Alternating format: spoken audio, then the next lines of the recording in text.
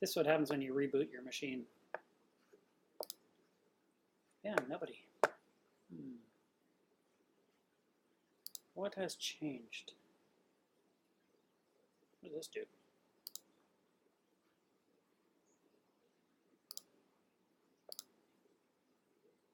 Hello there. So it is working. I thought something wasn't working right. Hi, guys. You're not the first. Sorry, big puff bubbles. All right. I don't understand. But as long as you say it's on, that's what matters most. It's so funny. I set this up, and for like the first minute, nothing happened. And since I'd rebooted my machine, I thought maybe it logged me out of this software. But I was logged in, and yet none of y'all showed up. It was really, really odd. All right, well, buffering wouldn't surprise me. But you know what? Let me do a quick check.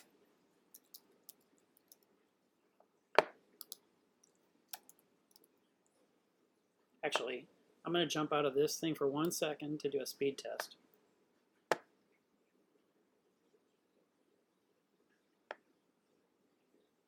If I can find it.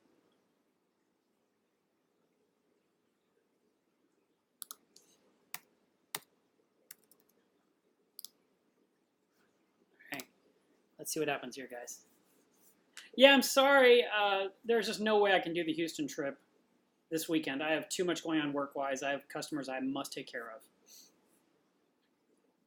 So download speed is 570 megs.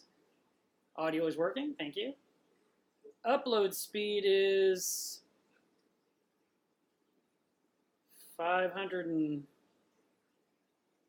it's a little slower. 400 megs, so that should work. All right.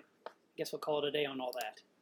And in the meantime, we'll get out of this and get this off my screen so I can see you guys. It's so funny. The YouTube thing has changed the way we can see what's going on. I should just open a laptop and put it as my secondary. So how are you guys doing?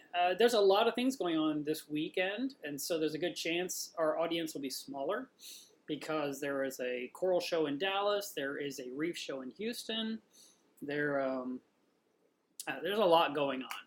So I'm here, and we're going to talk about maintenance, because I felt like that was an important topic.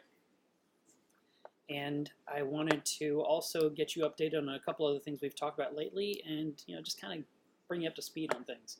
So I'll make sure I don't have a bunch of extra crap running in the background. Hello, everyone. So what I want to start off with is going to be about what I talked about last week. And that was, questions that come up, and they were asking me things about the Skimmer pump, which I've got two kinds here. This is the single doser. And then the other one is the one I use for my calcium reactor, which is this one. And I've had this calcium reactor one running for, 5 or 6 months. And it has gotten noisier and noisier and noisier and bothered me. And I contacted for help. I greased up the rollers as they recommended. I talked with Devin, who has one as well, from Reef Dudes. And it just, to me it sounded like a guy riding a bicycle. It's driving me crazy. He said it sounded like a sewing machine, which was even a better description. It was really bothering me. Oh my God. And I could be anywhere in the house and I could hear the thing. And I thought, I've got my tank so quiet now. Now I'm hearing dosing pumps. That's a problem. So I decided I have a brand new one. Why don't I install that one and compare? And it's night and day. So apparently the actual motor inside mine, for whatever reason, has failed. And so I'm going to send that in to CoralView. I want them to basically fix it, send it back to me in good shape, and I will keep that as my backup for the current one I'm running on my tank. And I don't know, I can swap back and forth. This one I've been running for my NOPOX dosing, and this is a Bluetooth-enabled dosing pump.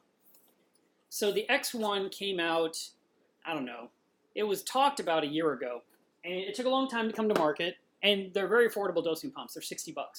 And I was talking to Coral View because I was ordering some other things for my shop, and I said, when are you going to get more of those dosing pumps in? Because they said that, you know, I'd heard they were out nationwide. And they said, they're here. So I ordered 20. So I have some in my shop now. If you're hoping to buy one, I've got them available right now at melovesreef.com. So if you would like to get that, order one and add some other things to your box. Fill your box up to make shipping justified, because I know shipping is not free, and unfortunately I can't do a thing about making it less. All I can do is box it up and get it to you safely, and that is pretty much what I do. Now, I did order a few more of the flipper cleaning magnets, if that is something of interest to you, and of course I have the test kits in stock from Elos that I use for my own tank. A lot of people ask me, what test kits do you use? So I thought I'd throw it here in the background. The Elos test kits that I like are all, you know, just magnesium, calcium, alkalinity, nitrate, phosphate, and they're all titration kits. They're easy to read. I find them to be good quality. I like the little beakers that we use because they're glass instead of plastic. And they, I've been using them for like the last 3 years. I'm very happy with them. So I wanted to let you know I have those as well in stock, and there's a bunch of stuff on there. So feel free to find things you need and get them, because that helps me continue to do videos. In other news, still kind of related to my website, I just moved it to a new server that's even faster, so I'm hoping you'll notice it's blazing fast. Because, I don't know, I mean, I talked to my web developer, and he said, Mark, we're going to move you, we're going to give you more space, we're going to give you more RAM, we're going to give you this, give you that. And so we did all that this morning, and by now it should be working for everyone. And I noticed on my computer it was way quicker, so that was exciting.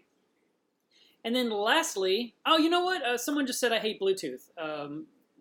That pump, it's really nice because it's just to be connected to it, you know, be very close to it to program it once, and then you're done. It's not like you have to stay on it all the time and constantly be in there. It's just an easier way of programming it instead of trying to push one button on the front with an up arrow, down arrow, or some kind of thing like that. Instead, I was able to program my Skimmer pump from my screen of my phone, and then when I was done, it saves it, which is great. But back to the website. So it works really fast. It's, you know, I get a lot of business from, you know, I mean, it's the only way I make my living. And so I'm really happy the website's working well. And I'm always trying to fine-tune it, make it a little bit better than it is. It's been a work in progress. I think I might have mentioned this last week. There was a guy last week or 10 days ago that said my website looked sketchy. And I thought, wow, okay, well, not much I can do about that. I mean, if that's your impression, but it's a legit website and it costs a lot of money. And it's had a lot of effort put into it. So I hope that, you know, the rest of you guys enjoy it, because it's there for you for educational purposes as well as the things I sell. But there's so much content on there. And, you know, whenever I tell people, you know, if you have a question about the aquarium hobby, type whatever you want into Google and then add the word Melev to the end. And odds are, if I've talked about it, you'll get a link to it somewhere on my website, in a forum somewhere, a group possibly, if Facebook ever opens up to Google. And, of course, YouTube videos. So that's all there. I wanted to also talk about fish for a moment, because it comes up all the time. And I get a lot of people saying, hey, I've got sick fish, what do I use? Or, I think my fish has this disease, what do I do? Or, you know, just, it's all in that vein. I am a coral guy. I'm not a fish guy. So I just wanted to reiterate, I don't have the cure to whatever ails your fish. And when you ask me, I'm going to keep telling you I don't know fish diseases, because I just refuse to learn. So I'm hoping at some point to be so motivated that I'll just learn about fish disease so I can answer those questions too. And I do have a book that I read a while back, but I didn't commit it to memory. And it had a lot of good practical information, and I promoted it on this channel, and then I found out afterwards that it's not available to purchase, which is kind of ridiculous. And since then I've asked the author, you know, if he would just re-release the ebook where people could download it and learn. And I don't know if he'll ever do it, but you know, I'm working on it from the back end, hoping to get that information out to you guys, because I don't have the answers, and so I try to point you to the people that do.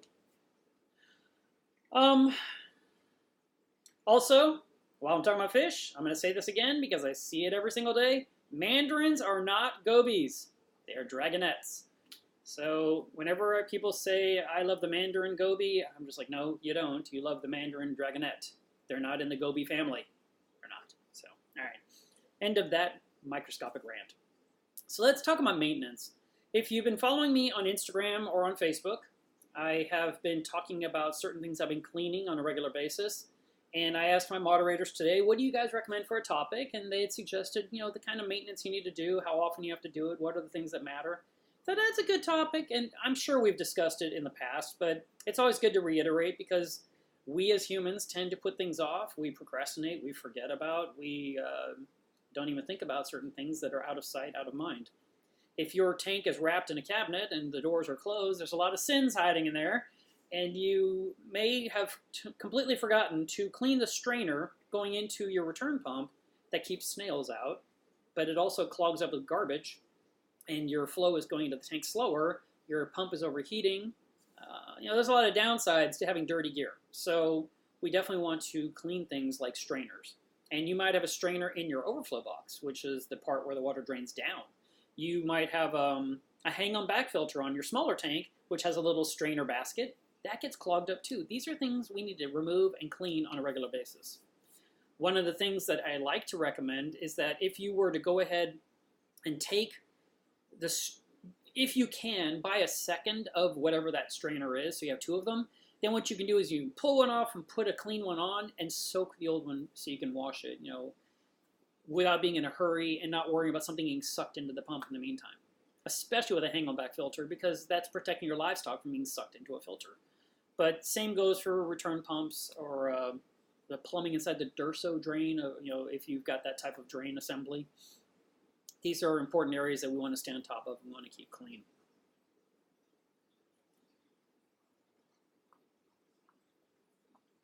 Let's see.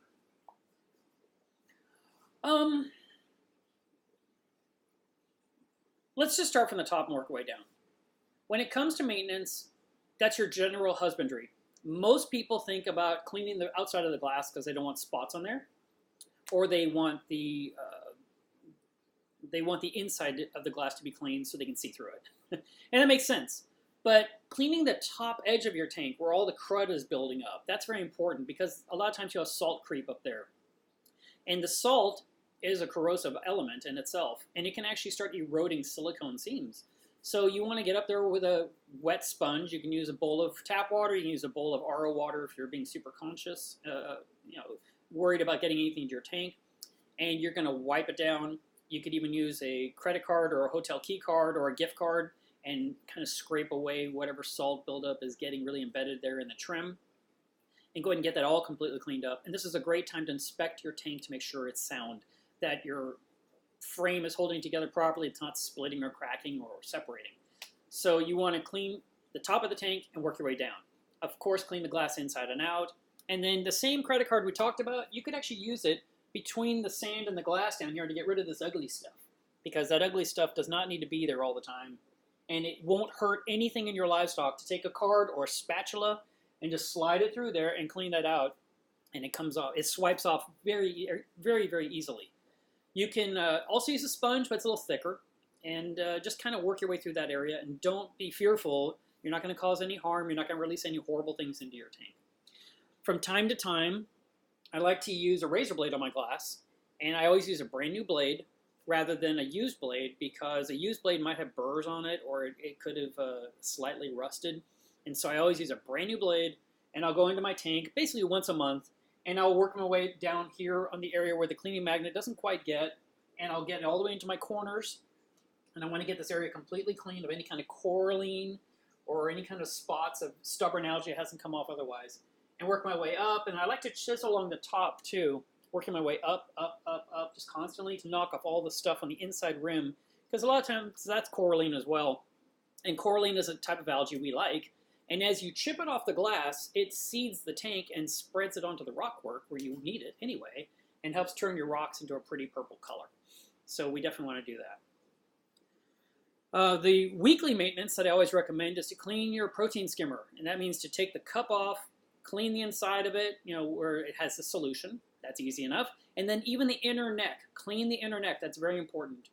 When I had a different tank in the past, I had a really large skimmer, and I would take a sponge and clean the inner neck while still sitting on the body of the skimmer, and just wipe that down every single day. And I would take the cup off every single night, and I would dump it out just because I wanted it to be clean and let it do its job. And I just felt like leaving a cup sitting on there for a long period of time, it gunks up, it becomes less efficient. So by staying on top of that cleaning, that's very important. The body of the skimmer, you can clean once or twice a year. And then the pumps of the skimmer need to be cleaned at least once a year. Those pumps will clog up. They will get kind of crud inside the needle wheels or mesh, if that's what your pump has. Also very important is the venturi tube where the air gets sucked in. That oftentimes clogs up with very, very hard calcium or salt deposits. And you might need to use a nail or a drill bit and kind of carve that hole out and knock out that little bit of white stuff that's blocking the air from getting into the body of the skimmer, because less air means less bubbles, and less bubbles means less skimming. And then what are you doing? You're running a machine that does nothing. So just having water going into it doesn't do anything unless you got really good foam in there, and you want that foam to be super fine. And to do that, you need to make sure that your venturi is cleaned out completely all the way through into the pump, and that the pump is running efficiently without a bunch of crud inside the wheel or gunk all over the magnet itself of the drive shaft. Now, speaking of pumps, let's go into the other pumps our tanks have. And my tanks, I've been using the same type of pump on all my tanks now for since I guess 2007, and that's Vortech Pumps. And Vortech Pumps have a wet side on the inside of the tank, and they have a dry side on the outside, which is the motor. So I take the wet side out, I swap it, I put a clean one in my tank, and I put the dirty one in some vinegar solution, and I will let it soak for a few hours or overnight, and I'll clean it. And then the next day I will swap another, and I'll do the same routine, and the next day I'll swap another until I've worked my way through all of the Vortech pumps. If you're rich and you want to buy a bunch of them, you can swap them all at once and soak all the dirty ones. But be really careful that your Vortex don't all connect to each other inside your bucket of vinegar water, because then you're going to be prying them apart because of the giant magnets within. If you have gyres, you want to take those apart. I mean, any kind of power head you're using, whether it's the Nero 5, the gyres, J-Bows, Maxi Jets, I don't know, there's probably 50 other names I haven't even thought of. They all need to be taken out and cleaned on a regular basis. And that's one thing that the Germans are really good about. Hey, thank you for the super chat, TS. And I saw another super chat roll through here before. I want to acknowledge that really quick. Shane, thank you very much. And I thought I saw a third one. Oh, there's quite a few coming in today. Macho Mercury, thank you very much. And he asked a question. Let me answer that really fast. I have a question about my green polyp. It's closed and it won't open up. All my other corals are open. It has algae on it, I think. All right, well, green polyp what? Are we talking about a candy cane coral? Are we talking about green star polyps? I'm going to need a little bit more information, but I'm happy to answer that question. And then I think I saw another one up here. You guys are sending these super chats, and I really appreciate that. No, I saw one more. Thank you, Jay LaReefer. Okay, so one thing the Germans do that really impressed me, and I've seen this in pictures in the past, especially when you're looking at, reef build threads on forums, all their pumps are always clean. If they have tonsy pumps in their tank, they're all pristine. There's nothing on them. They look like they just installed that pump yesterday. And it just amazes me to see such clean pumps in their tanks, and then we have ours completely encrusted with garbage, and we're like, yeah, it's fine. So it's really important we do that. Okay, I'm going to go back to that super chat question. So the green star polyps, number one, any chance that they were upside down? Because some people glue them upside down and don't realize that, and so they never see them, and they just see the purple mat. It needs to be right side up with all the bumps facing upward. And they're a very simple coral. They don't need a lot of work. You could blow them off with a turkey baster or with a very soft toothbrush, kind of run the brush bristles across it to kind of swipe it clean. They do like flow, and you can just go ahead and just kind of wait it out. But odds are that coral will rebound back. It should, especially with all the other corals opened up. And Patrick, thank you very much for your super chat. Wow, today is like super chat day. I don't know, did someone open up a gate? Thank you. I'm going to use all this money to feed Spock. Okay, so pumps. If we take them out and we clean them, not only do we improve their look, but we improve the flow in your tank. And that is part of the maintenance. That's so important. When you first set up your tank and you bought everything for your tank, everything you bought was brand new and clean, and it was awesome. And you hooked it all up. And how did you feel inside? A little bit ecstatic, a little bit excited. You were really motivated that you bought all this stuff and you put it together so it's ready for livestock. Why is it that after a little bit of time we stop cleaning things that we were so proud of in the first place. And you can compare this to just like buying a car. You buy a car, you wash it every single weekend because you're super proud of it, and then after a few months, the excitement wears off, and now you're like, I'll wash it next month, and you put it off, and you put it off, and it gets a little worse. And then eventually, you need to sell the car, and what do? You clean the heck out of it so you can get your top dollar out of it, and then as you clean it and you make it look so nice, you're like, wow, this car is awesome. Why am I selling it? So that is exactly the point. With our aquariums, sometimes we have to get in there and do some real solid maintenance and really work our way, like I was saying before, top to bottom, and get in there and clean everything. So like, for example, I've talked about the vortex, I've talked about cleaning the top rim, talked about tucking the glass. These guys right here, the 3D printed RFGs from VCA Aquatics, the guys that do 3D printing nozzles, he says I can soak those in acid. So I asked him, I said, can I do that? And he said, yeah, I think you can. And someone else had replied to me somewhere at some point saying they did it and it worked fine. So that's good news because I would like to soak them in acid and get them cleaned really quick and get them reinstalled. But if you don't clean them, they will get obstructed. And especially the area where it's sucking in fresh water through the sides because it's a Venturi effect. You want the water to shoot out and you want to draw in more water so it's tripling the flow coming out. And as that gets obstructed, you have less flow in your tank. And with less flow in your tank, your corals are getting less of what they are used to getting. So we want to clean that as well. Now, if we could talk about sand bed maintenance, that is something that is a little arbitrary, and it kind of depends on what you're doing. Number one, if you have no sand, you just vacuum bomb your tank. And you just keep doing that forever because that's what you signed up for. And that is your way of getting detritus out of the system. If you have a shallow sand bed, you could gravel vac it or use the vacuum hose with the large attachment and suck out detritus out of it. If you have a deep sand bed, we don't touch it. We leave it alone, and we have critters that keep it clean. And what that involves is going to be serious snails, hermit crabs, tiger tail cucumbers, and then, for example, a coal tang would be a good one because they actually work the sand bed as well. I would not get a sand sifting starfish because it eats everything alive out of your sand bed until your sand bed is dead. And once you have dead sand, then you have algae problems on the sand. You have all kinds of issues and you hate your sand bed. I also don't like the sand sifting gobies because they will bury everything you care about that's down low in the tank. They just will cover it with sand because that is what they do. So I don't recommend that one. I know some people want to have pristine white sand all the time, and that is not natural. That is not normal, and it's not consistent. So hoping for that is kind of a pipe dream, so I wouldn't even recommend you have those expectations, but they don't have to look horrible. My sand, for the most part, is clean. It's not white, and in this lighting, it kind of looks a little weird to you, but it's more like a gray color, and the top surface nuggets of sand, because my grains are about 3 millimeters. They're a little darker gray, but it's not, I don't have brown patches. I don't have cyano issues. I don't have anything ugly. I kind of want to go through like the finest of combs or a rake and like rake off all the larger crud off the surface, like bits of rock and empty snail shells and bits of coral skeleton and just get that all off so it's just sand. And I would like to level it out. And one part of sand maintenance would be to add a new bag of sand.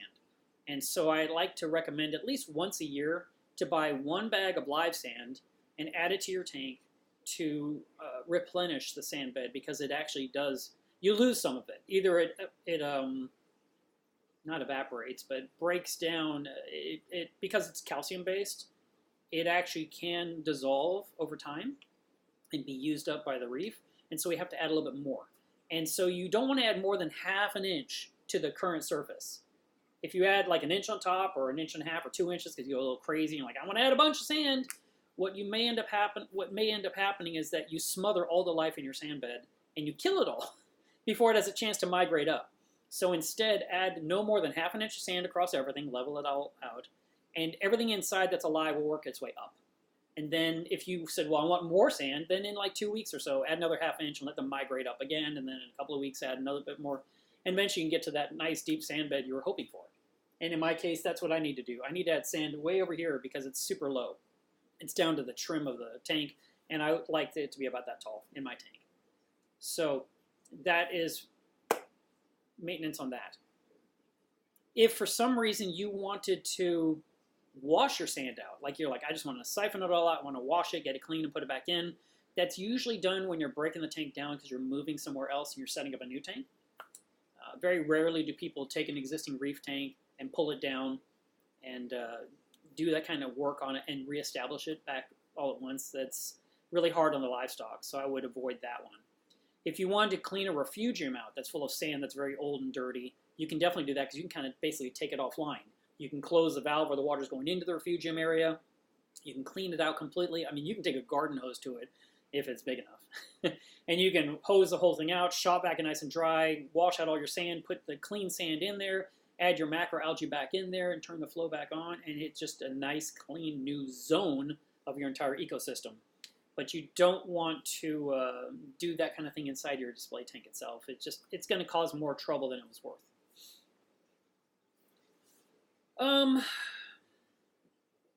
Thank you for that super chat, Michael.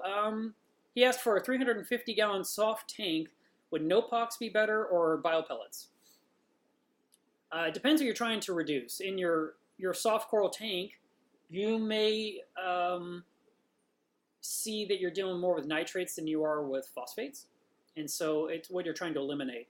I'm still in the process of using no pox. I've been using it now, as of yesterday, 5 weeks and 1 day. And when I tested my phosphates last, which was about 3 days ago, my phosphates have come down almost completely, which I don't really like. And my nitrates have not really come down at all, which I don't like. So I would say biopellets might be the better choice because that definitely brings down nitrate.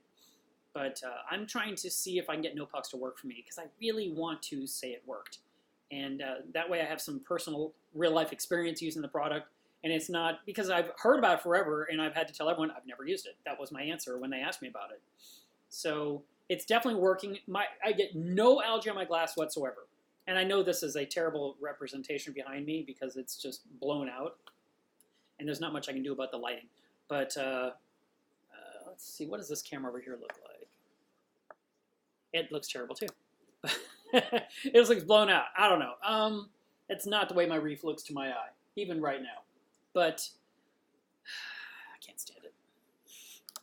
When it comes to getting things right in our tank, we want to make sure that we are removing the right stuff, but not too much. We don't want to remove all the nitrate. We don't want to remove all the phosphate. We want to get out just enough, but leave some behind. Otherwise, we might lean into the point where you end up with dinoflagellates, which is something you definitely do not want in your tank. Okay.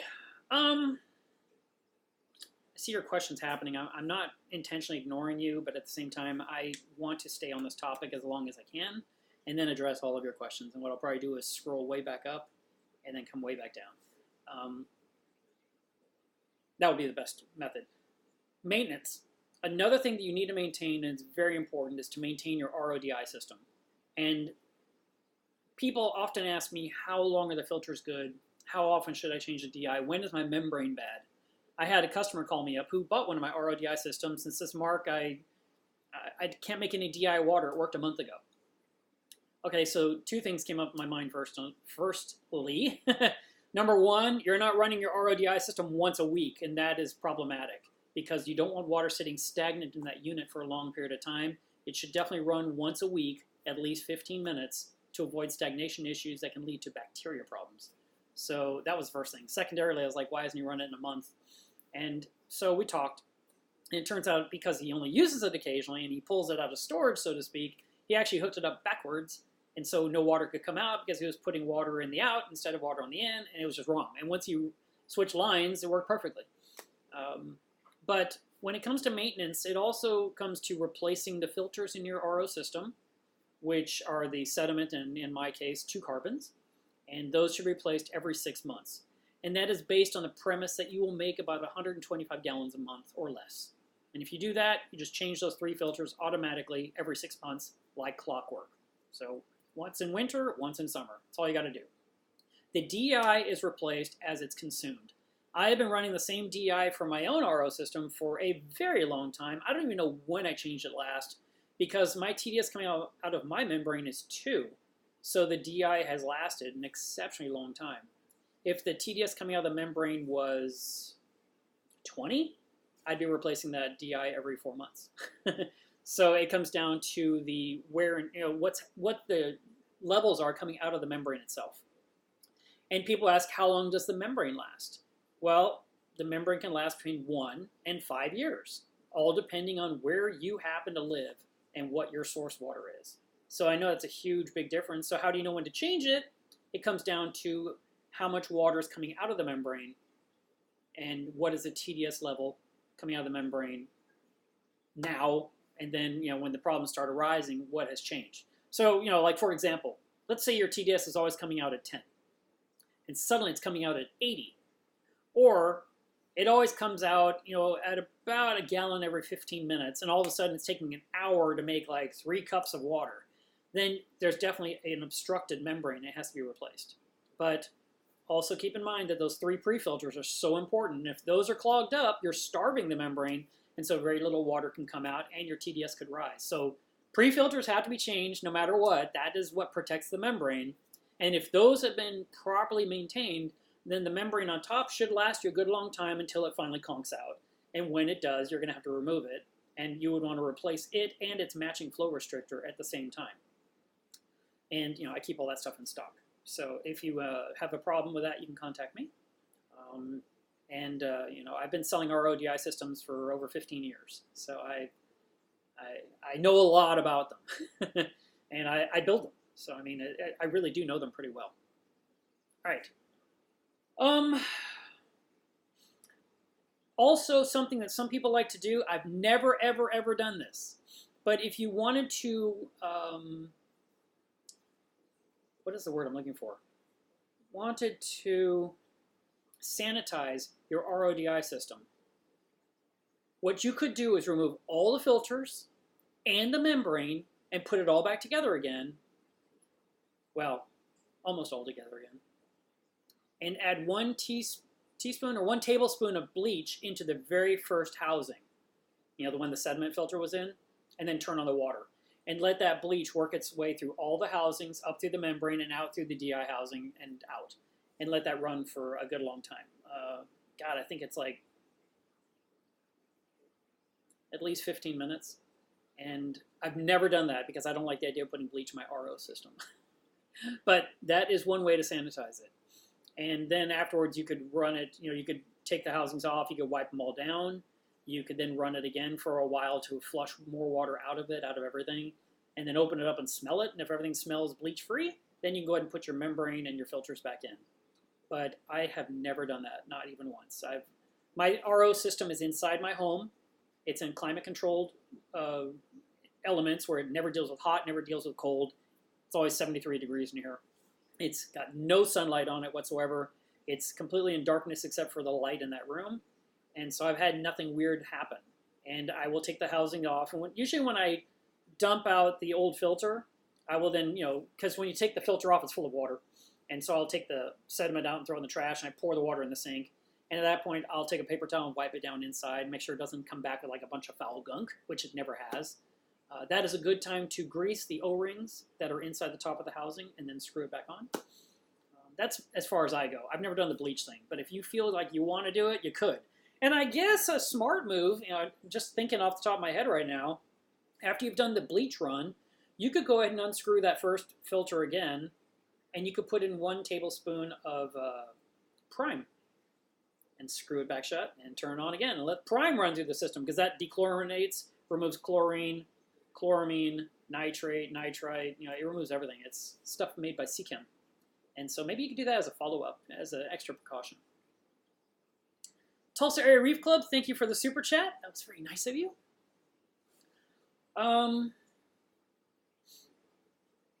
Thank you, Andrea. Let me open up Google Docs here for a second. She's been adding the questions for me to make my life simpler. Google Docs. It says blank. Oh, here we go. Live chat questions. All right. I will come to those. Keep adding those, Andrea. Appreciate it. I'm probably saying your name wrong. Andrea. I would say Andrea. More maintenance. Pumps. Lights. The lights over your tank hang there all day long, 24/7. Typically, we don't touch them until something doesn't work. And then when you do, they're disgusting. So you definitely want to take your lights down at least once a year, and you want to wipe them down and possibly open them up and blow out any kind of junk that's in them. Make sure the cooling fans are not obstructed or covered in some kind of salty goo. You want to make sure that all your connections are nice and clean. You can even use a special spray for electronics to basically oil up the outlets where you plug things in, so that way they aren't oxidized from all the salt and the heat and all the stuff going on over our aquariums. And make sure those are all in good shape. If you see cracked cords, you want to replace those cords with new ones. If the light fixture is starting to get iffy, you might start planning on buying a new one. They do not last forever, no matter how much you think they do. Everything at some point dies, and you have to replace it. And I mean, I'm still using the same pendants, the shell around my metal halide bulbs, but I've replaced the ballasts, I've replaced the cords, I've replaced the ceramic socket you screw the bulb into. The only thing I have not replaced is the actual metal shell and the glass panel that protects the bulbs. Those I take really good care of. They're at least 8 years old, maybe 10, maybe 12 years old. I've had them forever. And I take them down and I clean them inside and out. I've even replaced the screws that hold it together because they were rusty and I didn't like that. So I got nice new clean screws back when I was able to get those and reassembled them. But you want to make sure everything's in tip-top shape. If you're running a controller, like the Apex, you're going to want to make sure everything's wiped down. You want to make sure all your outlets are clean. There's nothing weird going on. If anything has failed, if you have a dead outlet, have you researched why it's dead or talked to tech support about getting that repaired? Or have you considered replacing the power strip itself because maybe it's frickin' old and it's you've gotten your money's worth out of it. Come on, things don't last forever. It's actually, like, let me show you an example here. This is a bad example, by the way. So this is a power strip that I got from a buddy who moved away. And I was like, dude, this thing is awesome. I'll take this. Well, the wire right here is exposed between the plastic sheathing and the actual case. And there's no way to take this apart and put it in where it belongs because I've tried. So I need to replace this because it's not as safe as a brand new one would be that's connected here in a good way. So does yours look like that? Have you considered going to Home Depot or Lowe's or Walmart? Now that is a strip I use for my live stream exclusively. It doesn't get used for regular stuff. So it's not like it's at risk. It's literally plugged in when I'm doing the show. So if one day everything goes dark all at once, you'll know it's because I didn't replace that darn thing. But yeah, you want to stay on top of things like that that have been around for a long time. I have one behind my television that was super old. And one day I was back there doing wire management. And I thought, oh, I'm going to clean that up. And I thought, you know what? I'm going to replace that power strip. So I started unplugging everything, and I put in my new shiny power strip, and I plugged everything in. And then I looked at my DVR that was recording all my television shows, and I looked at the clock. And I literally picked, like, the worst time ever to do that, because I think it was, like, 7:53 in the evening. And when you unplug your DVR, it takes a while to reboot. So every show had been recording that hour, it lost the end of, and everything had started like 8 o'clock, 8:01, 8:02. The first few minutes were missing. I've screwed up like 8 shows. If I had just done it at like 10:15 at night, or if I had done it at 6 p.m., nothing would have happened. I would have been fine. But instead, I had to go chase down all the different TV shows I'm a fan of and go find out, you know, how that ended and how this one started. So anyway, keep that in mind. Oh, and speaking of maintenance, because this whole topic is that, I know I'm saying words over and over. I just opened up my app today for Apex Fusion, and the first thing it said on the top of my screen was the Apex operating system has a new update. So make sure you're updating your firmware on anything that is aquarium related that needs a firmware update. Because usually if you don't, you'll regret it later. So for a number of reasons. So I immediately told my Apex to update. And it did before the live stream, and it went through the whole process. So that's done. You want to make sure you stay on top of that. The Skimmer pump that we're talking about, they came out with a new version of the app. And if there's any kind of firmware update in that, when you're Bluetoothing, it'll update it. I would say the same thing probably happens for the Nero 5 pump that I've got on the frag tank. So, you know, when you open up that app and you're communicating and then you hit, you know, submit, it'll give it an update. If you're running Radions, if you're running Vector Pumps, if you're running Vortex, all those have firmware updates that happen from time to time. You want to make sure you're on top of that. And I'm sure that goes for AI and Aqualuminate, same brand. I'm trying to think of another brand, but Kessel. Anything out there that connects to the web, you want to make sure it's up to date. All right. Next part of maintenance that's very important is to clean your actual cleaning tools. And that's something that I think a lot of us don't think about. For example, the sponge that you love using for your tank only, from time to time, it would be really good to either replace that sponge or to, while it's moist, put it in the microwave and run it for 1 minute on high and just let it cook the bacteria out of that thing so it's a dead sponge. And now it's reef safe again. But, you know, you might just say, I'll just toss it and buy a new one. Filter socks is another thing a lot of people use. Those have to be cleaned, and they need to be cleaned well because they will get crud obstructed within the fabric itself. And even as you rinse them, you'll notice they get more and more brown or dingy. They're not white like the day you bought them. And that is something that you can actually clean with bleach. You can take a container of water, like some kind of a Rubbermaid tote, fill it up with bleach water, and soak your socks in that for, I don't know, 10, 15 minutes. And then you can remove them, and you can hit them with a garden hose, and they will be much cleaner than just rinsing them.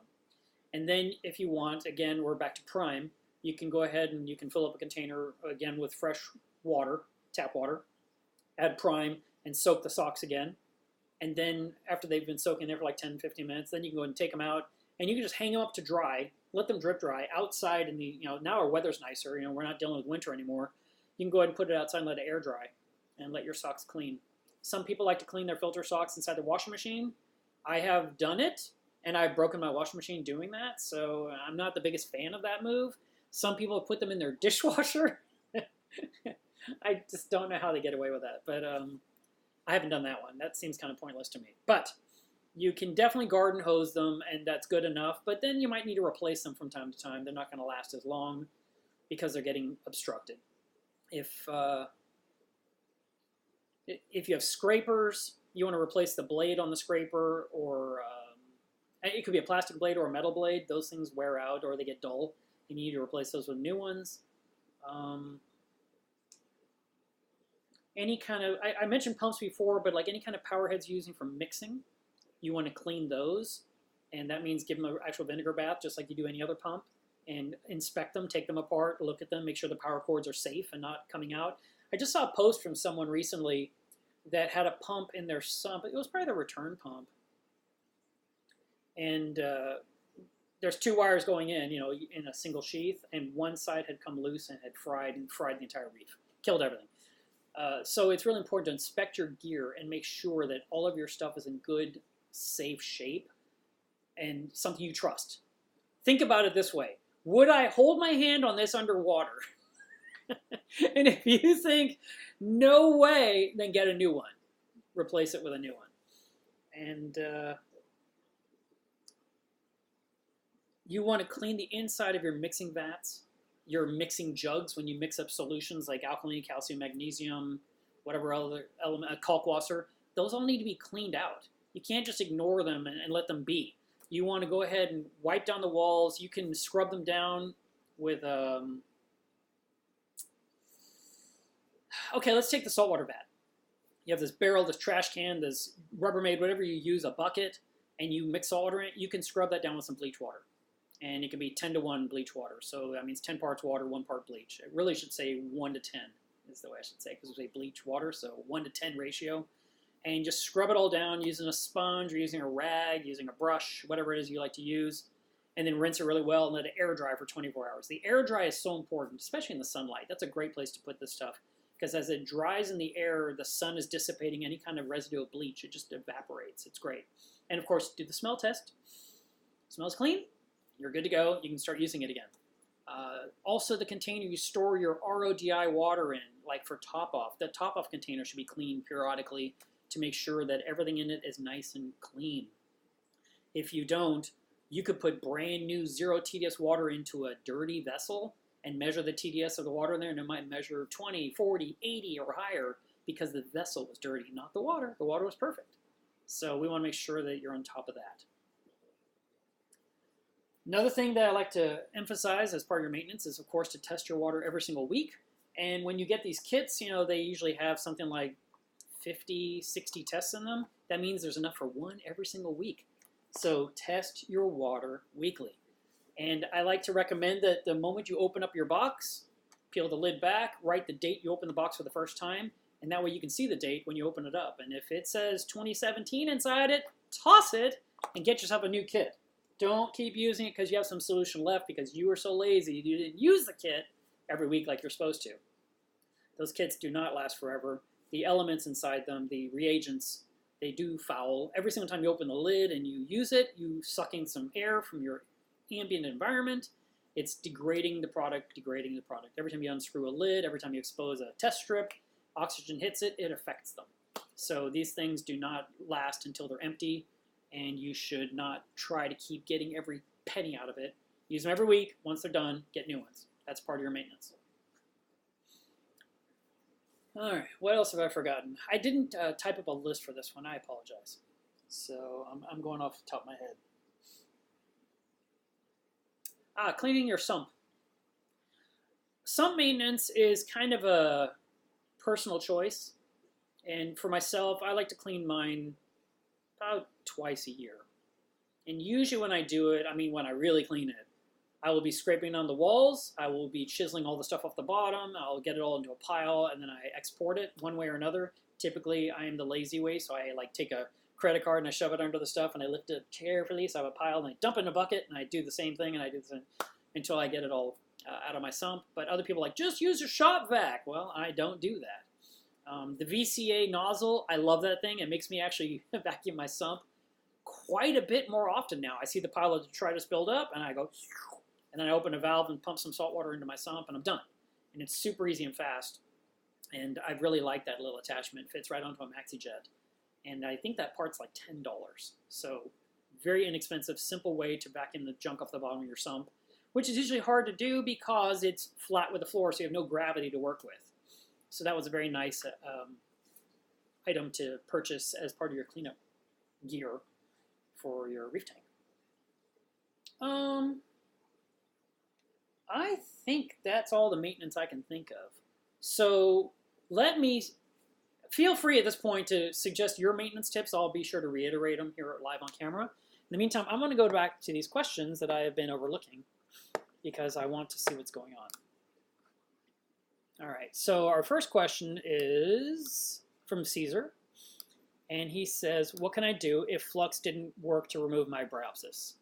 Well, reflux should remove bryopsis. So maybe the question is, how much did you dose? Did you dose enough? Did you wait long enough?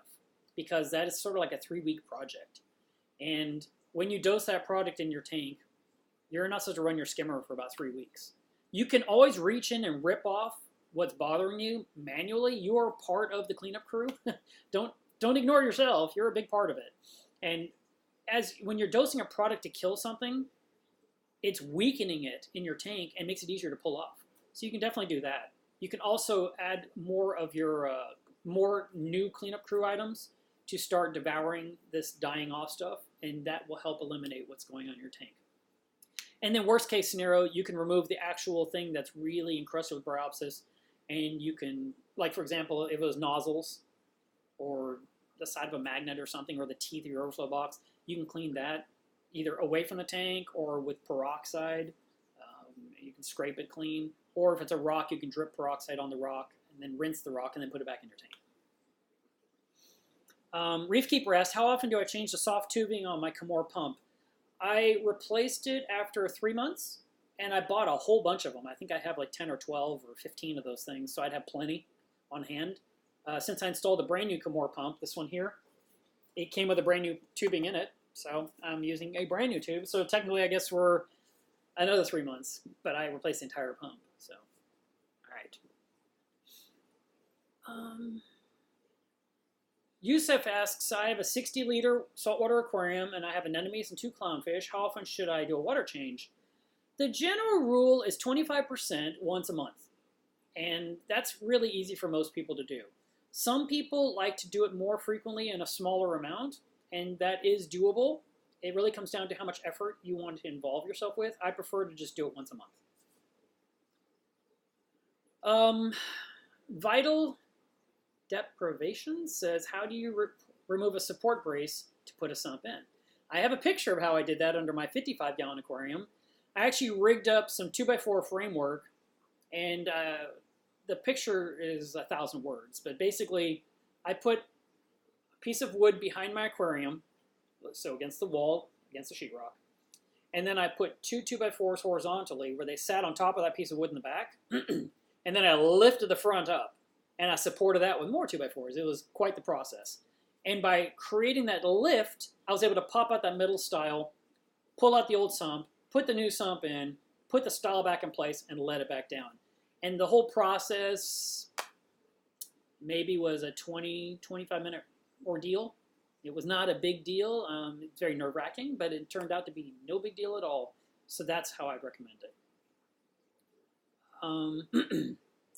Philip asks, how often do you clean your wave makers?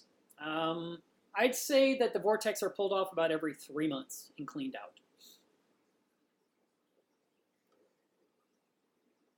Scott Anderson says, any advice on my pectina? The flesh seems to be receding along the top edges. That's not good.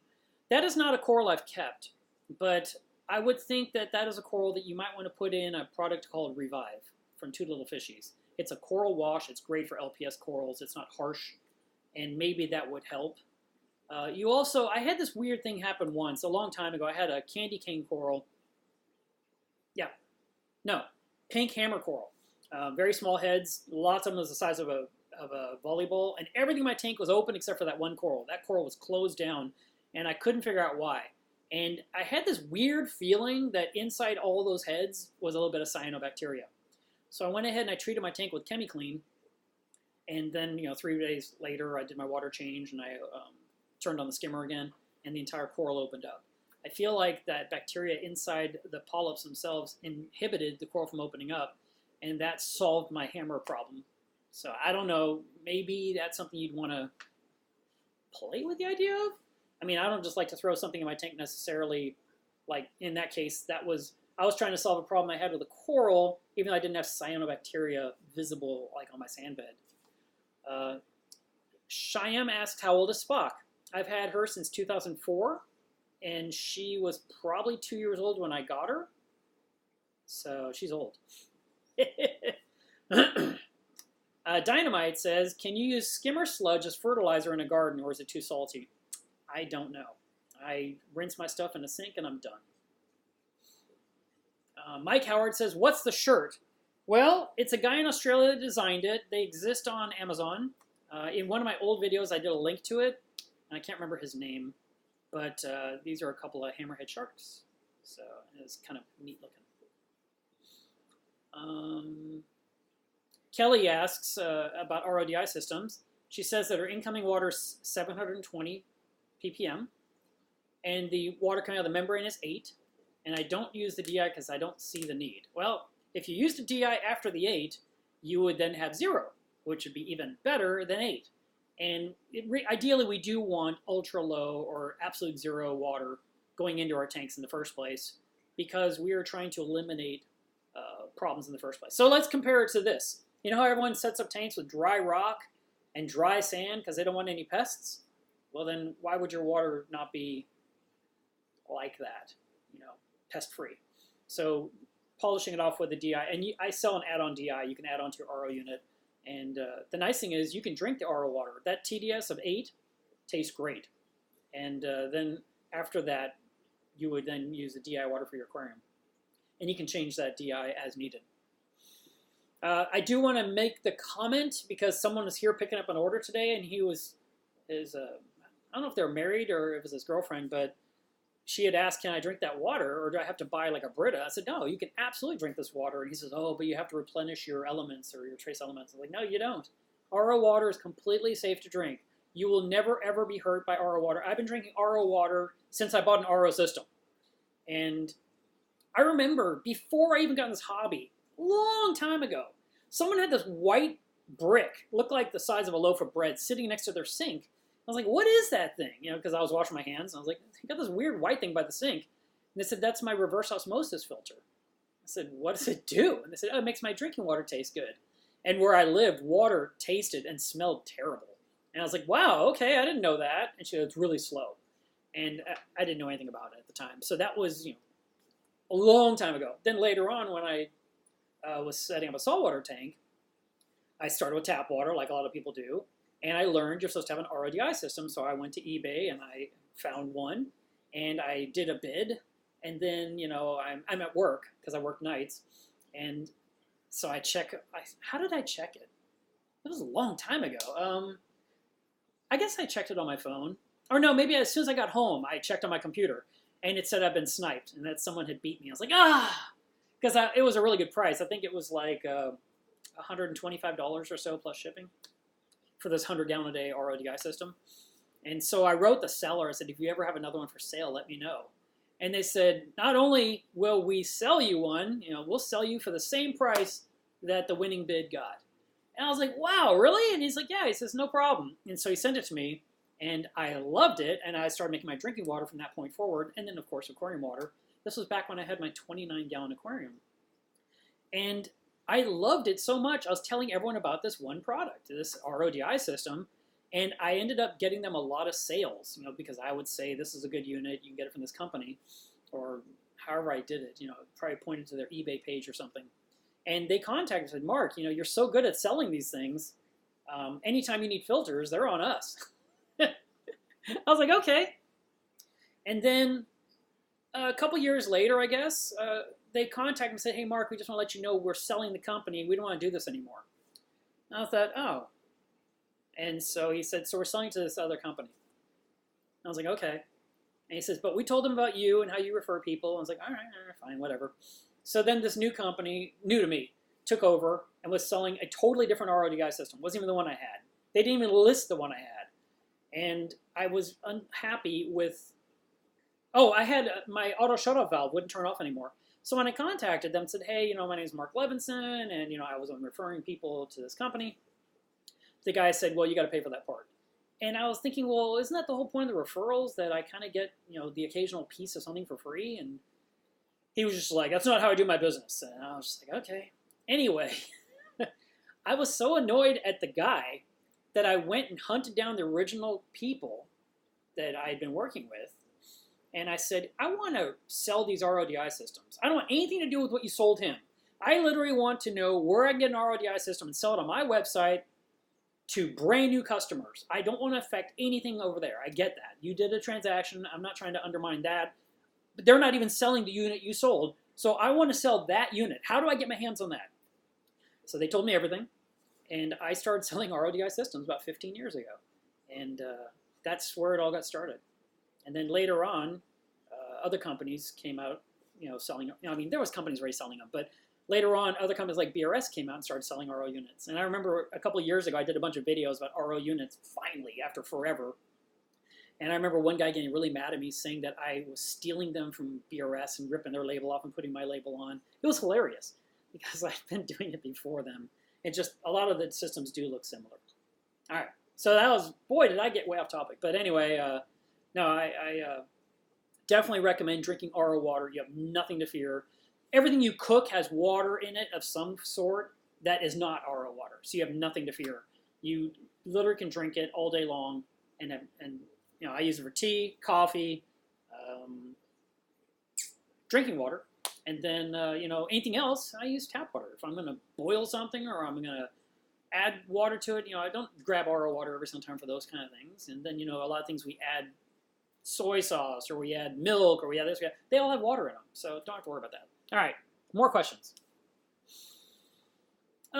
Roger Moffat says, I have a 2 to 3 inch sand bed that is 6 months old, transferred from another tank, and I can't seem to get rid of the brown diatoms. Phosphates are 0, and parameters are all in check. Well, could be a lack of flow, could be a lack of critters stirring the sand, which, like I said earlier, would be hermit crabs, tiger tail cucumbers, and a fighting conch, a sand conch would be a nice little critter to add in there. 1 sand conch per 2 square feet of sand. So if your tank is 4 feet, if it's a 120-gallon tank that's 4 feet by 2 feet, you get 2 conchs. That's it. Don't put more. You'll just starve them to death. And just so you know, when you get a sand conch, they will go into the sand and they'll do their thing. They might bury themselves for 2-3 weeks. And I believe while they're buried in the sand, they're growing their shell. And then they suddenly emerge and they start traveling everywhere. And they might even climb up the glass. You might see that. But they're really good at keeping the sand clean. But diatoms are usually a early stage type of thing we see in tanks, young tanks. And it's the food that bacteria needs to consume. So it's not a bad thing. It's just not pretty. But if it gets really out of hand, it could be not diatoms. It could be the beginnings of dinoflagellates, which is what we want to avoid. And dinoflagellates seem to really occur in a lot of young tanks, especially tanks with 0 nitrate and 0 phosphate. So you may need to raise your nitrate and phosphate some. And that there are different things people are doing out there that you can Google, which would be dosing things that will add some nitrate to the tank. Or you can dose things to add phosphate. Me, I'm just a heavy feeder. I feed my fish like crazy, and so I always have nitrate and phosphate, and I never have to think about that. I already answered this before, but I'll say it one more time. Shyam, how often do sediment filters for the RO system have to be replaced? 6 months. You can do those more frequently. You could do those every couple of months if you wanted, because that is a very inexpensive filter. That's a $5 filter. And you could buy 10 at a time and just swap them out. If they're not white, they should be replaced. As those things, I have seen people pull out some that are rust brown, and I'm just like, how did you ever let it last that long? It's just, mine are like beige when I take them out, and they're in there for 6 months. So my TDS where I live is only maybe 176, and I'm on city water, so it also depends where you live and what kind of water you're getting out of the ground, whether it's well water or city water. But your sediment filter is the first line of defense. It traps anything over 5 microns. And so it's all sticking to the walls, and then water's supposed to somehow get through that shield of crap. That's why you take it out and put a new one in. Kelly says, my house pressure is 60 psi, and the pressure on the outside of my membrane is almost 100. That doesn't even make any sense. If anything, it would be pressure on the in of the membrane, not the out. But let's ignore that for a moment. When you're putting water into a membrane housing, there's a membrane, it's a rolled membrane is what it is. It's like a log pressed inside a PVC container, that capsule, and there's a flow restrictor that is applying back pressure. So only a little bit of water goes down the drain, and it forces all the rest of the water to go through that membrane material and come out the other side pure. So that pressure could raise it up. And normally your pressure gauge on your membrane is pretty much the same pressure as your house. If you're running an RODI system with a booster pump, that is designed to raise it 40 psi higher, and that would take you from that 60 all the way to 100, and that's 100% normal. Philip asks, does bleach evaporate? See, I think some of these are older questions from when I was talking about bleach. Yes, it does. It evaporates outside in the air. Sunlight helps a whole bunch. So it shouldn't leave a residue. You can always just rinse things really, really well if you're concerned. Frank's Tanks asked a question, and I don't believe he's as new to reefing as he says, unless that's not my fish store down the street. But any tips on setting up a 20-gallon tank and upgrading from a 5-gallon?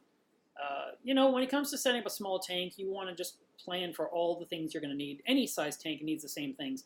We actually have a video about all the things you need to start a brand new tank. That's maybe a month ago, and I would watch that video because there's a lot to cover. It's kind of hard to answer that question. But the more you read, the more you learn before you spend any money is the best way when it comes to setting up a reef tank. Sham asks, what are your thoughts on a display refugium? I think they're awesome. And by display, it's basically like, where you guys see my anemone cube, that could be a planted tank, so to speak. It could be some sand. It could be a bunch of different macroalgae. And be very pretty. And you could put in 1 or 2 species, like maybe a frogfish. They love to hide in those kind of plants.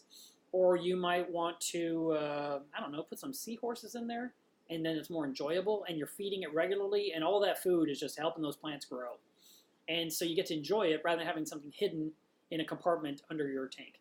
Now, if you're going to do a display refugium, I definitely would not use that pink light that so many people like to use these days, and I would use regular daylight, so white light. And that way you can enjoy it and it doesn't look weird.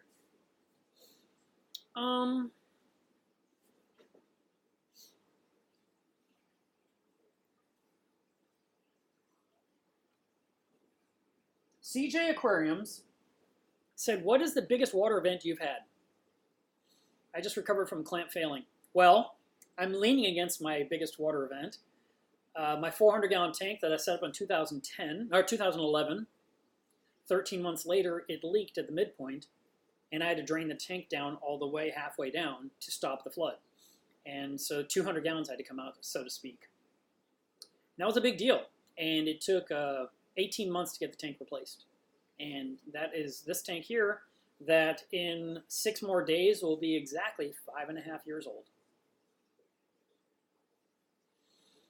Robert M. says, I have some snails that have not moved in weeks, but they are alive as they close into the shell. Oh, they retract into the shell as you get close. If your magnesium is too high, your snails won't move. So I would check your magnesium level. And if it's too high, stop dosing it. And if you're not dosing it, you might need a different brand of salt. So next time you mix up a batch of salt water, or whatever salt water you buy, let's say you buy it from the fish store, measure it and see what the magnesium level is for your tank, because or for that salt water that's been mixed. Because if you're adding high magnesium salt water every time you do a water change, your magnesium will never come down and your snails are never going to move. Jason, howdy. He says, I was your chauffeur for the last DFW tank tour. I remember that. He asked, are you doing the tank tour again this year? Our club is doing a tank tour, and I'm going to be out of town. Matter of fact, I might as well mention it now. For the next 3 weekends, I will not be in town all 3 weekends, so there's no live stream all 3 weekends. So enjoy this live stream. This is the only one you get. And then I believe after this month, I'm done with traveling for a little while, and I can literally sit down and enjoy editing videos again, because I am determined to crank out some videos, and I want to just start getting them off my hard drive. I just picked up a brand new hard drive. If you followed me on Instagram, I showed a picture of it. It's a RAID array. It's got 12 terabytes, and I'm using it as my work surface. I have discovered that there's this one file that Final Cut Pro is building on my root drive of my iMac, and that file is massive right now. That one file was 454 gigs. I'm like, okay, how do I make that file smaller? So I have got to figure out tonight how to trim that file down to something more reasonable so it's not devouring my hard drive, my internal hard drive. And I need to start editing videos and getting them out to you guys. And yeah, so I'm looking forward to less travel and some downtime and just focus on customer orders and YouTube videos. Jack says, I'm thinking about a mangrove lagoon on my balcony with no electricity. Well, mangroves live outside, so that part's normal, and they live without electricity. I think you'll need some. I think you'll need some kind of flow. I don't think you can just have stagnant water. Now, the simplest, least power-consuming item would be an air stone. It just depends how big this lagoon is you're trying to make. But it might be nicer just to grow some mangroves in a pot and not worry about the lagoon part, unless you can actually run some flow out there. I'd almost rather see you do some kind of a neat-looking thing that has mangroves and some kind of a little waterfall effect, and shallow water and some kind of cool critters in there that can handle the elements. Also depends what your weather is like where you live. The heat of the day, the cold of the night will affect the water temperature of that lagoon you're thinking about doing.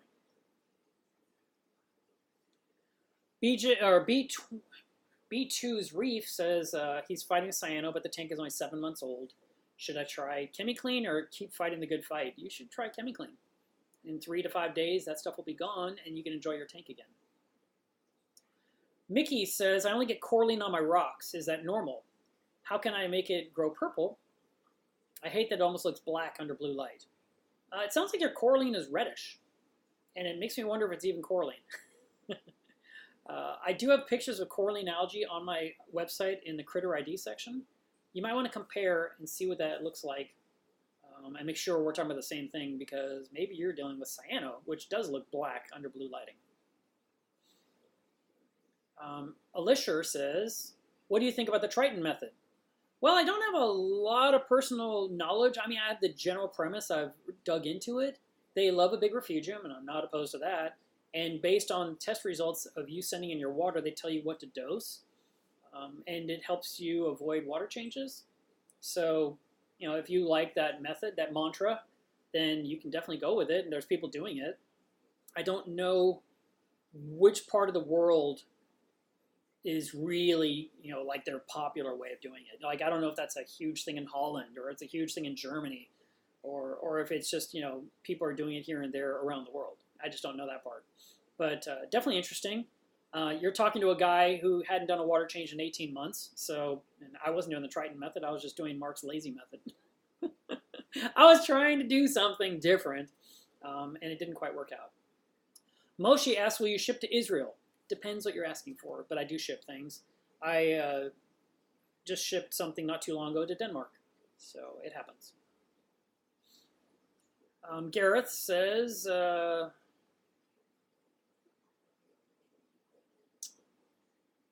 he was saying that he caught me on the live stream. Yeah, Gareth had received a kit for a Red Sino RX that didn't have a little spoon involved. You know, it wasn't included in the box. So he was asking, what size is that spoon? And, you know, my thought is tiny. But I did some digging to find out how many milliliters of powder is in it. And then, oh, that's one we didn't talk about, cleaning reactors. Mr. Reefbuster says, how do you clean a Phosphine reactor? Any kind of reactor can be just cleaned by disassembling it completely and using vinegar water or just tap water in your sink. The problem you might have with a Phosphine reactor is if the Phosphine turns to a brick, because then you have to kind of like pull out the centerpiece and hopefully pull the brick with it, which, you know, if it's really cemented in there, it could be a problem. But hopefully you're not talking about you're in a situation where it's like that. And then you remove everything. You run a brush down the center tube of the reactor. You clean the plate with a toothbrush, and you can always soak it with vinegar if you need to, and get that nice and cleaned up, and then reassemble and fill it up with some new media and get going again. 915 Mang says, how many NEMs are in your NEM tank? Last I checked, it was over 30. There are 9 big ones and then a truckload of little ones, and there's probably more like 40. There's a lot of little ones. The nano NEMs I have that grow no larger than 2 inches in size are really pretty. They have a really nice deep green to them under the blue lighting, and they're awesome because they don't get big. You know, they stay really small and they're perfect for nano tanks. That's why I call them nano NEMs. All right, I've answered all the questions. So, let's see.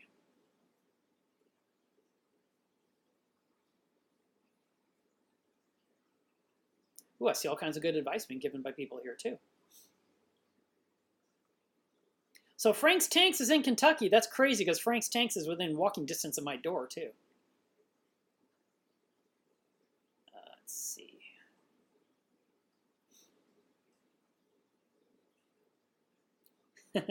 Krish says, I need to change my sediment filter. Let's just say it's not beige. And Alfredo says, I've had an RO unit without changes for 3 years. Change your filters. Why are you not changing them? Okay, let's pretend you're talking about your AC unit, the one that makes your house nice and cool all summer. Would you brag you haven't changed a filter in there for 3 years?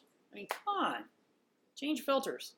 Same thing goes for your car. There's an air filter in there. It needs to be replaced, probably annually. These are things we just do.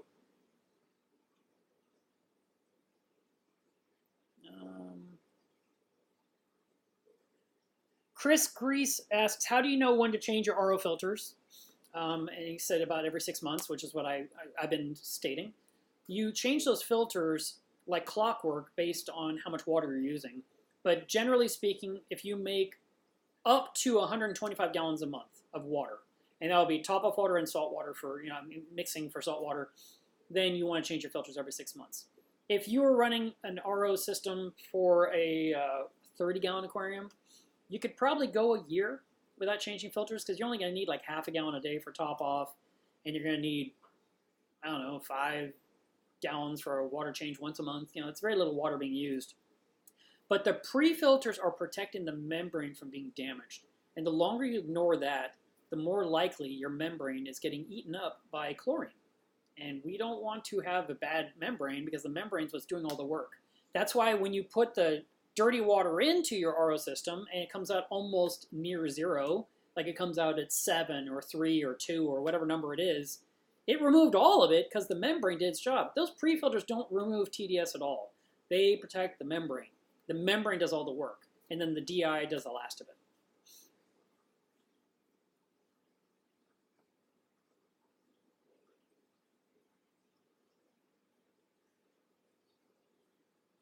The nano NEMs are little tiny bubble tip anemones, yes. In fact, I have a nice long wire.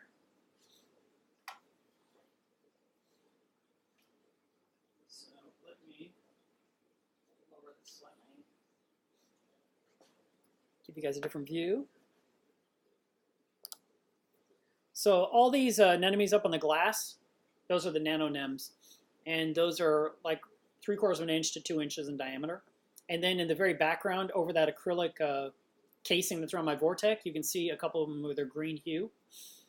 And then, of course, you see the rose anemones, and you see the brown ones with the white tips in the lower right part of your screen.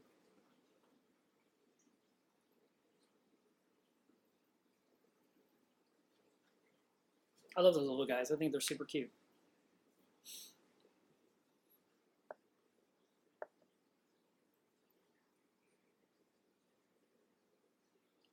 I'm just looking at the comments here, if you're wondering why it's so quiet.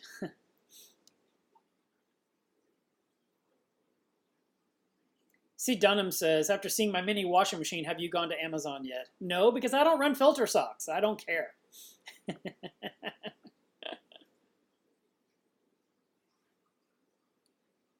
When I do start rolling out the videos, of course I'll be, YouTube should notify you what's going on.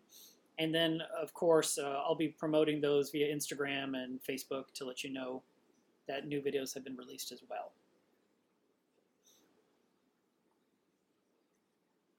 If you want to clean things with vinegar and water, I like to do a 50-50 percentage mixture.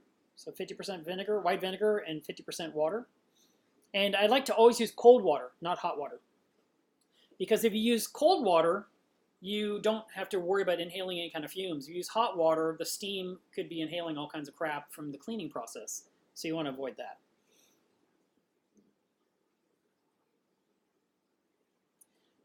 The Creep asks the question, is 4 TDS good enough to use for saltwater? Yes, definitely is.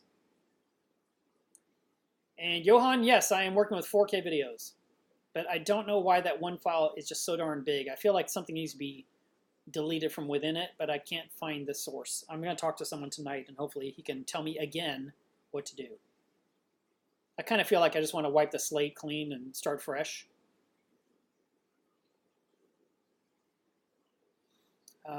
Kelly says, my bubble tip has retracted and never came out anymore. Retracted where? Like into the rockwork where it's out of sight? Because if that's the case, you're going to want to maybe reach in there and turn the rock to reveal that anemone again because it has gone too deep into the rockwork. If you mean it's closed up like a ball of socks, it'll open up again. They open up and close all day long. The thing that you see around my Vortech is an acrylic cage that I made. I made that thing about 2 years ago or a year and a half ago, and it lets me have all these anemones in here without worrying about any kind of critters being sucked into the pumps themselves. And I take that thing off about once a month, and I brush it off with a toothbrush in tap water, and I put it right back in the tank, and the coralline doesn't die. It's kind of amazing. So I'm very happy with that little guy. And it works exactly. It's made specifically to go around the Vortech. So I don't know if it'll fit around anything else. It's for an MP40. I'm not familiar. There's someone asked if it would fit around their Euro 5. Oh, the Nero? Probably not. I don't know. I could maybe make one to go around a Nero. Hadn't thought of that till you mentioned it. Because kind of everyone wants to control their flow and angle their pumps. I don't know. But you know what? My Nero 5 has snails go on the back of it, and they haven't, and nothing weird has happened. And that tank actually has anemones in it too.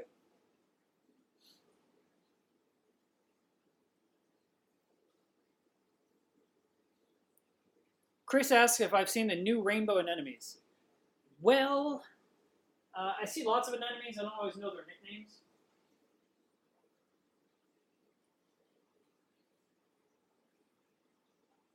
Here's little Dory getting a little bit of a snack.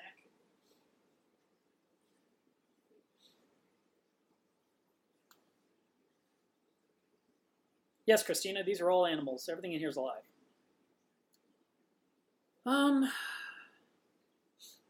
Philip asks, would you be doing more coral spotlight videos? I like the Montepora live stream. I kind of, I'll tell you this. Because there's so many YouTubers out there, you have lots of opportunities to see spotlights like that. And I'll tell you that Tidal Gardens does a fantastic job of spotlighting certain corals. So I would definitely check out his channel. I've even asked permission to grab his videos and put them on my website under the matching coral, on the Critter ID page. So if someone looks up, I don't know, Leptastria, and there's Than's video talking about the things Leptastria needs. I mean, what a great educational video. And it should be more than just sitting on a channel. It should be sitting somewhere else near the coral that people look up. So, and he gave me permission. I just haven't done it. But yeah, I like to talk about things from time to time, about things I know about, and I try not to talk about things I don't know. Anemones definitely can eat krill. That is not a problem. That's a very nice small shrimp, and that works out really well. Jonathan asks, do you have any problems with the Apex connecting to Wi-Fi? Mine is wired in, so I don't have to worry about Wi-Fi. And I believe my Wi-Fi is turned off on mine. So I just connect to mine via my network. I think the way it works is because my Apex is wired to my router, and then I open my phone's app to look at the latest stuff in Fusion, that's all cloud-based. So I think that's how I'm communicating to it. I don't think it's talking directly to the Apex in the local network, but I could be incorrect about that one. But I'm pretty sure my Wi-Fi is disabled on the Apex. Jack asks, when anemones split, do they always split in half, or can they make little babies? Sometimes you will find an anemone will split into several pieces. It just depends how they tear themselves. Normally, you can expect it to be 50-50, so to speak, or 60-40. But I had one anemone a long time ago tear itself into 4 pieces. And that was kind of a long process watching that happen.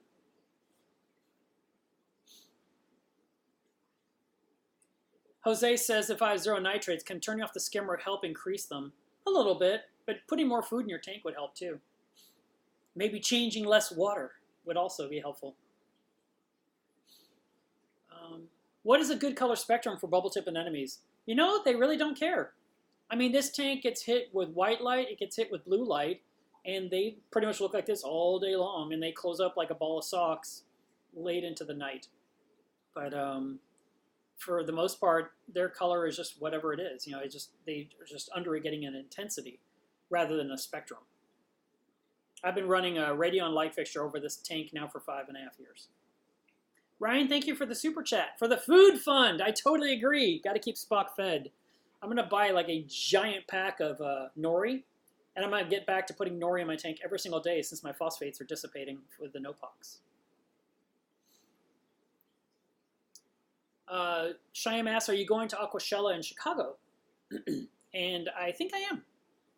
I hope to do that. I don't believe I have anything that's cross-scheduled in that same date, and I had a good one. I've been to 2 Aquashellas in a row and had a really good time.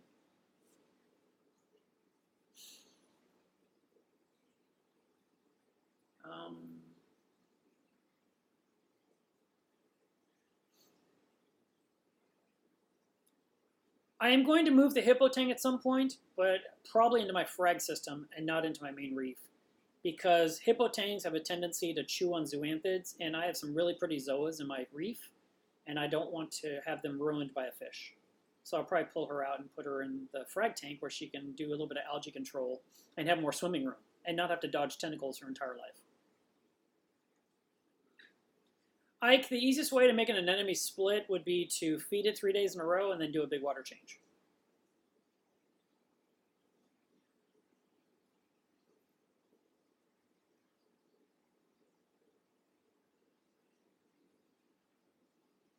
Andrew asks, is anyone captive breeding invertebrates like hermit crabs, emerald crabs, or reef lobsters?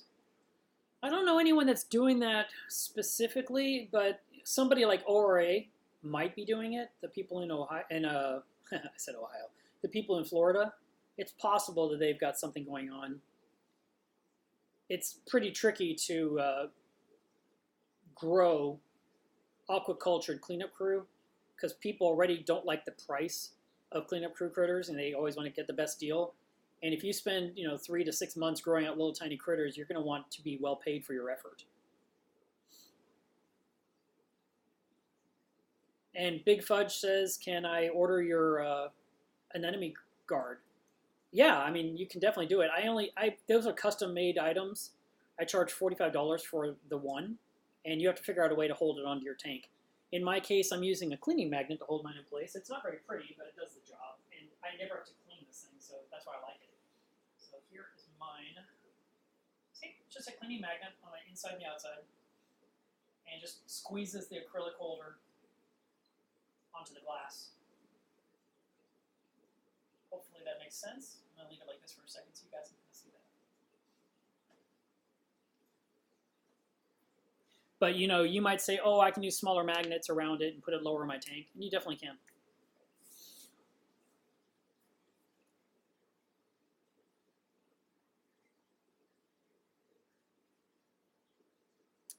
One of the reasons that Dory has not been removed from this tank is she is super skittish, very hard to catch. And her favorite place to hide is either inside this Monty down here. Let me tilt this a little bit lower so you can see what I'm pointing at. She lives in there, and she sleeps in there. So I can't get her unless I break into our coral out. Or she ducks into the rockwork behind the reef where I can't get to her anyway. So basically, the only way to get her out of the tank is going to be to catch her with a fish trap. And that means I need to build a fish trap. And, I just never seem to have free time to do that. But at some point, I will catch her, and I will scoop her out, and I'll put her in the other tank. My website is melovesreef.com, and you are welcome to peruse it. There's lots of knowledge there to be had.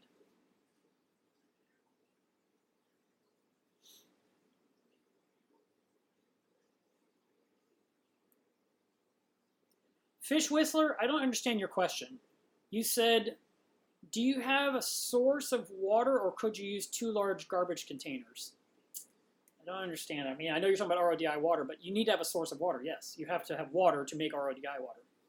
And usually we get it from the tap.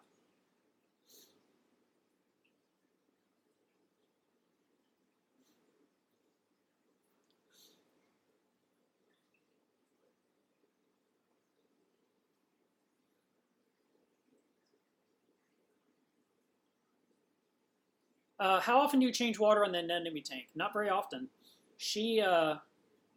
I'm looking at Dory. I changed that anemone cube is part of the 400-gallon reef. They both drain into the same sump.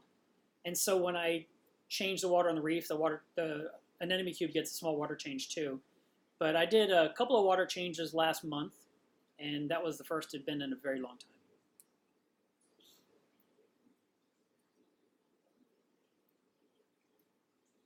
Mike asks, do you need to quarantine snails? Is that a must? I don't. I get my brand new cleanup crew, and I study it very carefully, and then I decide to make sure that, I just look at them. If they look clean, I don't see any weird things on them, they go into my tank.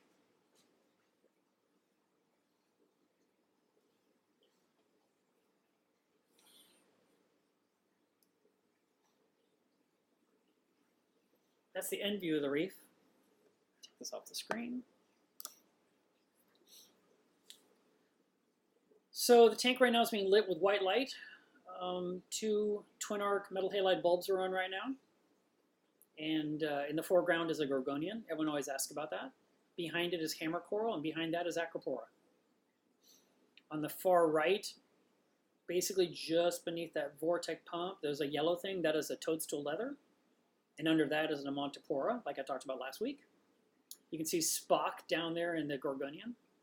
She I've had since 2004. And then in the lower left, you can see a couple of hairy-looking corals. Those are Duncan corals, and there's a skunk clownfish hanging out in the tentacles.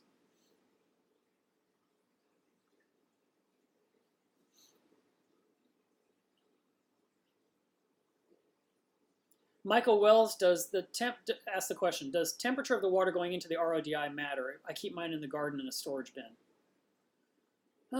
Again, sometimes your questions confuse me. The temperature of the water going into the RODI does matter. You want it to go in around 76 degrees. I don't understand.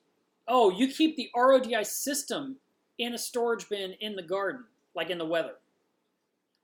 Yeah, if the water gets too hot going into an RO system, it can destroy the membrane.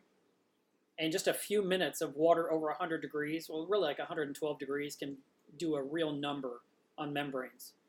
So we definitely recommend that you have cooler water and keep your unit safe inside a home. I mean, that's where I like to have it. I like to have it by the utility area where the washer dryer is.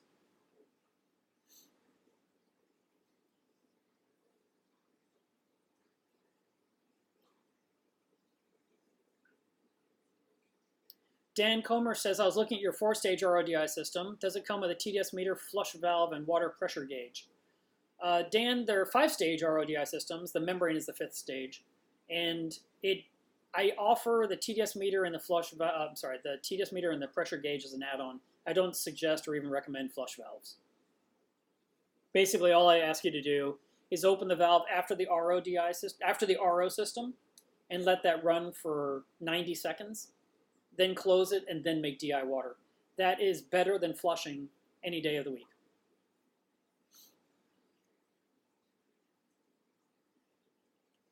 Geoff, that's actually a great idea. He suggests that I train Dory to eat nori up near the surface where I can scoop her out with a net. That would be nice. Like I said, she's pretty skittish. It's actually kind of amazing she was even willing to be that close while I was moving the camera around for you guys.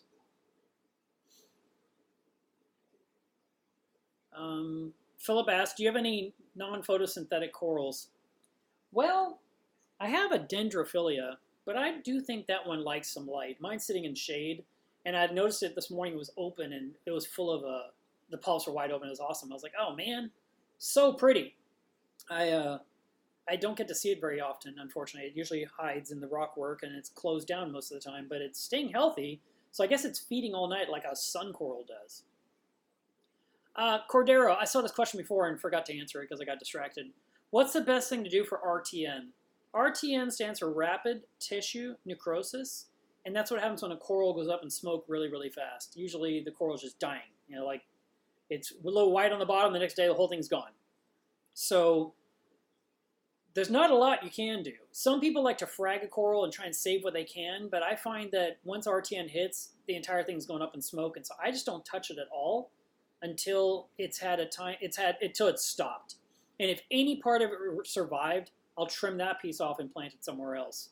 But while the coral is busy dying, for me to go in there and cut it up and handle it, I just feel like I'm going to hurt it even more, or it's already stressed out, and so it's just going to cause even more chaos. So I just leave it alone.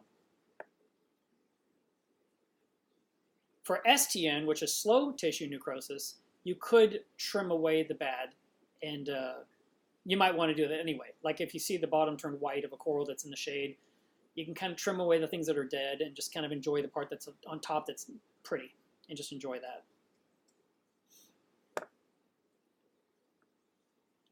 Aaron says, I just bought a small cleanup crew for my 25-gallon cube. Good job. I feed my fish every other day, alternating types of food. Is this enough to sustain the cleanup crew as well? Well, the cleanup crew's job is to eat algae. It's not to eat the food you're putting in the tank. You should be able to feed your fish every single day. You shouldn't have to feed them every other day. Don't fear feeding your livestock. How often do you eat, Aaron? Do you eat every other day?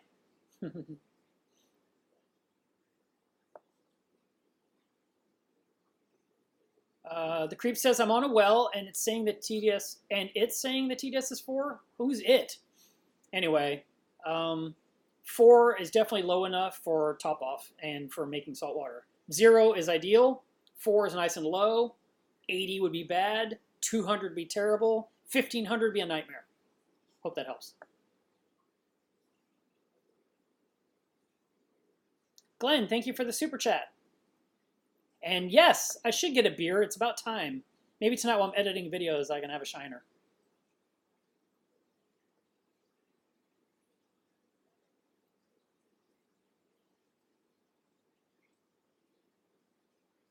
Okay, Fish Whistler, you're providing more details.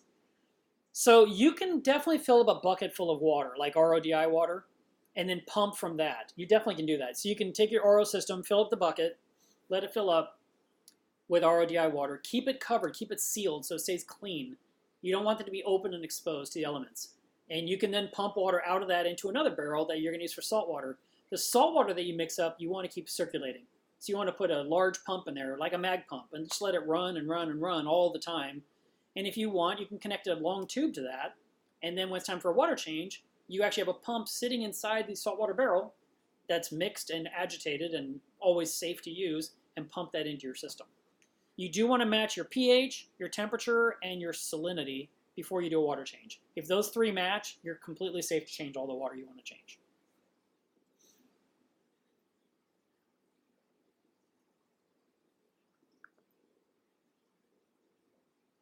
Michael Wells says, keep an RO unit outside and I have a booster pump. And is 90 PSI okay? Yes, it is. That's great. Yeah, the problem with flush kits, Dan, is that people have a valve on the back of their RO system that you're supposed to open for 15 seconds and then close it. And people will run it for 5 or 10 minutes or leave it open for weeks because they forgot to close it and they destroy the membrane, which is a waste of material. So I totally get away from flush kits. I just don't even recommend them because people forget them all the time.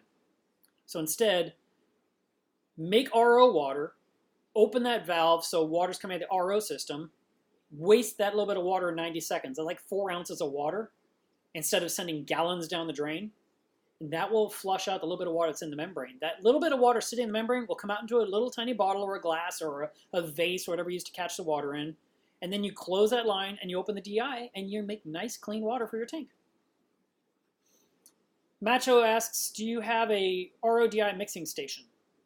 I do not. I have a RODI unit in my utility room, and the water flows through the ceiling into my fish room, and it fills up all the top-off containers. And then I have a big top-off container behind my reef tank that holds 250 gallons of salt water. And that one is where I do my saltwater mixing. Orbital says, what's your favorite tang in the tank? And I would say that would be Spock, my Nasso. She's the one swimming toward the camera right now on the left side of your screen.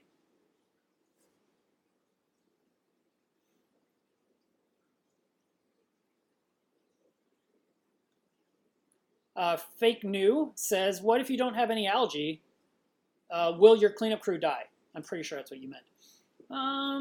Well, cleanup crews are eating things all the time. They're finding waste. They're finding wasted food that didn't get caught by the fish. So they'll usually find something to eat. They're not just living or subsisting only off of algae. Algae is beneficial to your tank in that regard, that little bit. And there's usually something to be found on the rockwork all the time. There's a little bit on the glass that you'll see the snails going after. But, if your tank is too pristine, yeah, your cleanup crew is not going to make it. So there needs to be, light in the tank to grow the corals, which grows algae naturally. And you're throwing food in there, and your fish are pooping all over your system. And that all provides a food source for the cleanup crew.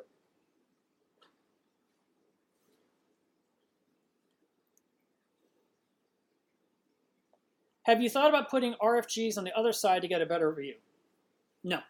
No, I like the idea that I'm sending the flow from these flow accelerators straight across 7 feet to the teeth. And I would not put them going the direction away from the drains. I'm sending water from the right end of my tank to the left end of my tank. And, they are what they are. In an ideal world, I would have clear plumbing, like clear PVC that you could see through.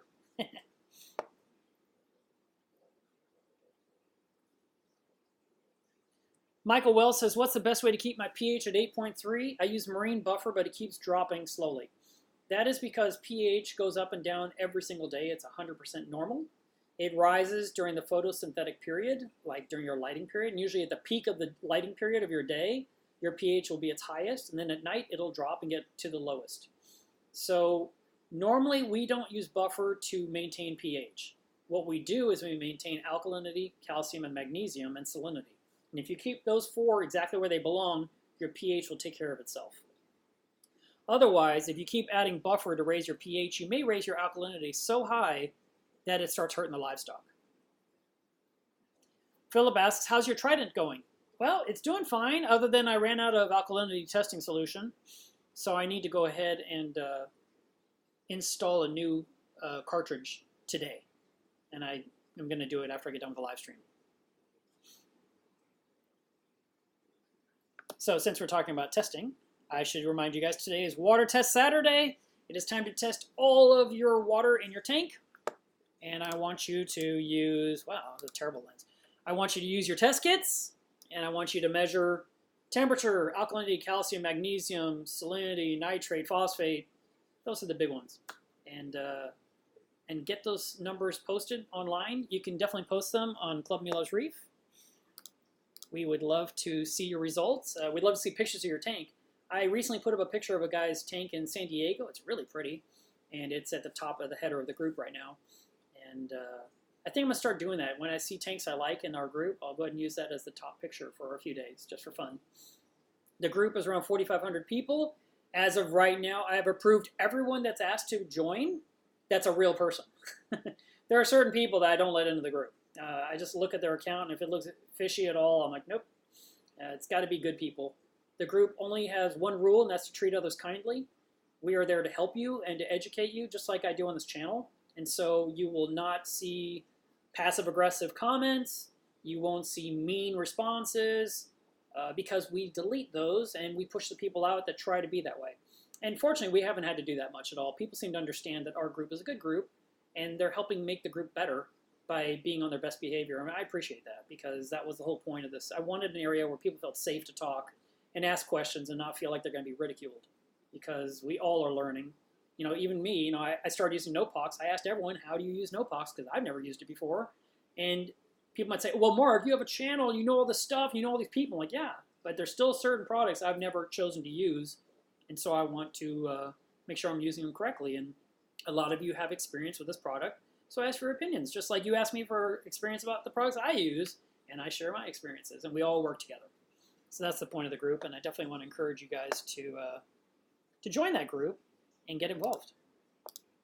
And I'm going to do another, this is another plug for my business page on Facebook. This is the one that group resides within.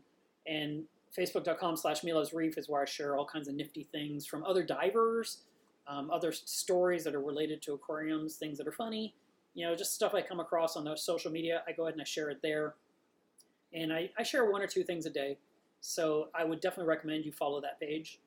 And, you know, it's not just a nonstop barrage. Like I think a lot of people fear following a business page because they're like, oh, he's going to sell me things. Well, I mean, I'm obviously going to talk about things I sell, but I am not a big seller. It's actually really hard for me to say, hey guys, buy from my website. And I keep having friends saying, Mark, you need to do that. You got to eat. I'm like, yeah, I know. But I don't sit there and like, you don't see a post every single day. Okay, I sell the Skimmer pump. Okay, I sell this, I sell that. I'm actually doing a little bit more of that, but it never seems to take hold because it's just not my natural state of thinking. I'm not an advertiser. I'm more an educator. And I enjoy the conversation and the knowledge. And by the way, a lot of groups recently were getting shut down by Facebook because they're selling groups. And everyone's selling, selling, selling. And that was the one thing about my group that we didn't allow. You couldn't sell in the group. And so we're not at risk of getting our group closed down by Facebook, which is awesome. We are asking questions and answering questions and sharing experiences and posting pictures and showing ideas of, you know, things people made or things they printed. You know, it's really neat. And so that's awesome. And we don't have to worry about anything going wrong with Facebook in that regard, where other groups were like, they were all about selling corals and they were getting their groups shut down. So I guess Facebook agrees with me. It should be about education and not about selling. All right. I'll pull that off the screen too. We're done with that.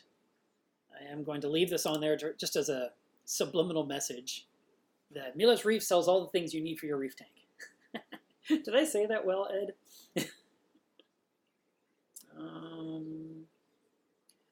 The next couple of events I'm going to be at are going to be Twin Cities.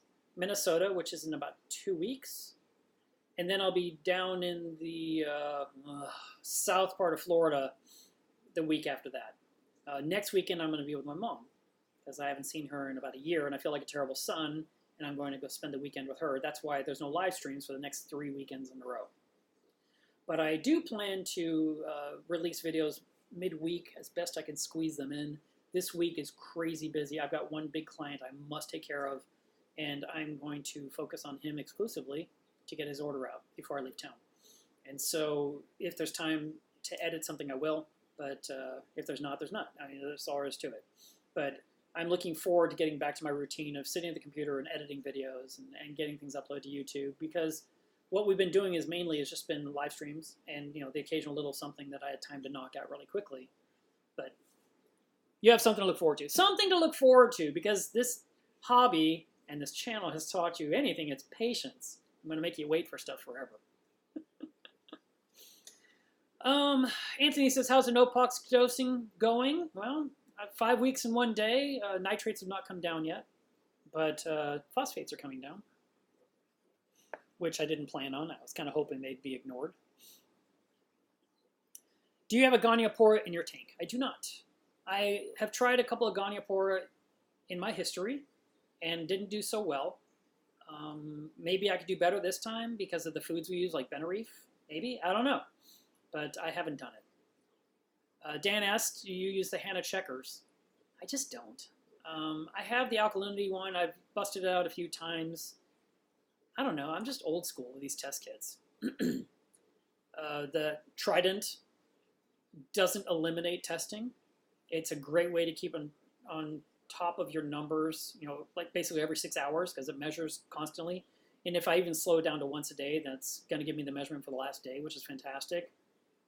But I still feel like I want to double check those numbers with test kits once a week anyway, just to make sure that everything is accurate.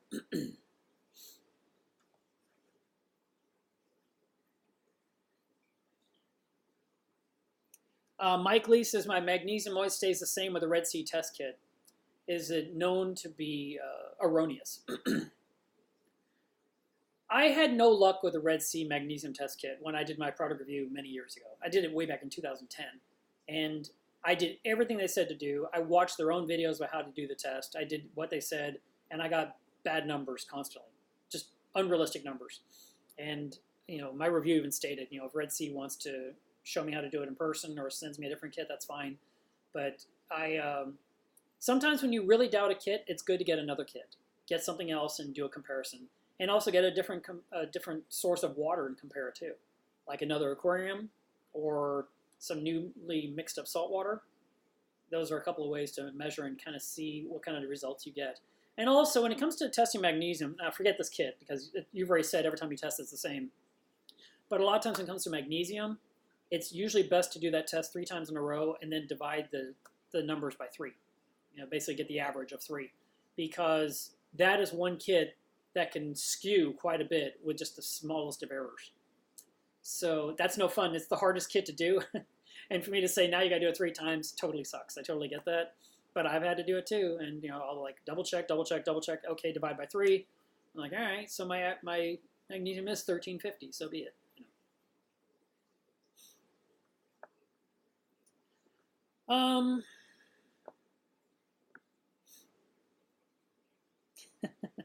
Justin says, what about Republicans? Can we join? I don't know. We're non-political. Ainsley says, is it possible to pair adult clowns? Normally, when you want to get 2 clownfish to become a mated couple, you need one to be big, and you need to get a new one that's half the size of the one you already have. But to get 2 like equally sized clowns will probably not work out very well. They'll usually duke it out to the end, and one will survive.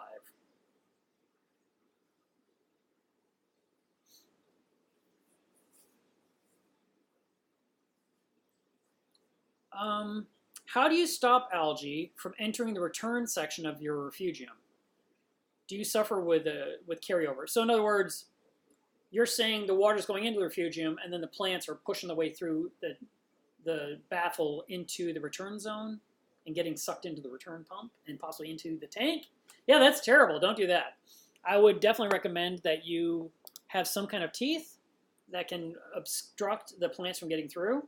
I, in my sump right now, have a bunch of egg crate that I cut like a piece of egg crate about that long and about 2 squares tall, maybe 3 squares tall, and I glued it to the top of the baffle, and the water goes through that, and the plants don't go through. They just stop at the squares.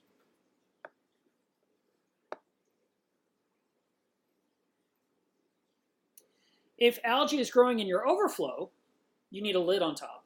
And that is something I've been selling for a long time and recommending to everyone. Always put a lid on top of your overflow box. And I sell different sizes and shapes, and I can always make new sizes and shapes if you let me know what you've got. I need some very accurate measurements, and once I have those, I can make the lid. And I have nothing handy, they're all in the workshop, but I've made them now for planet aquariums, for marine land aquariums. I just did one for a couple of Red Sea tanks. So there are different ones on the market. And they're made of black polycarbonate, so no light gets through them, and they don't warp when they get wet, which is awesome. And I make them a ½ inch bigger than your overflow box, so when you float a new piece of livestock in your tank, like a fish or a coral, and the bag goes against the box, it actually hits the lid, and let's do it this way. Here's your overflow box with the water flowing through, and you've got this lid hanging over, and so the bag is floating along and it stops short instead of blocking the water from getting out. So those lids are super useful in those regards, and I highly recommend them. And it keeps all the algae out of there.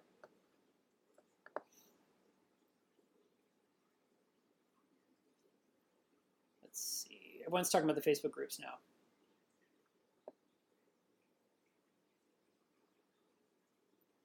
Okay, Kyle asks, what sort of decline have you seen in your phosphates in the past 5 weeks? Well, when I measured a few weeks ago, it was 0.5 ppm, which is a lot, and people don't like that.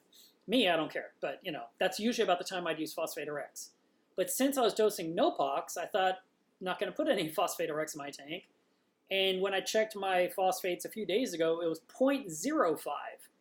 So it came all the way down.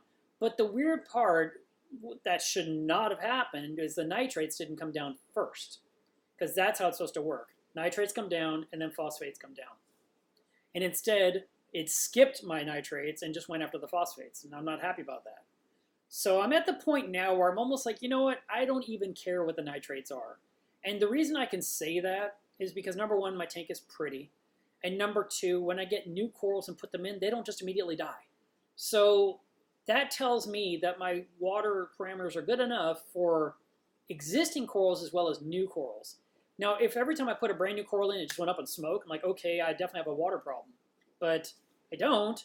So I'm not even sure why I'm caring so much about nitrate. I guess I just want to get them down to say they're down, because when people ask me what the number is, they're all like, oh.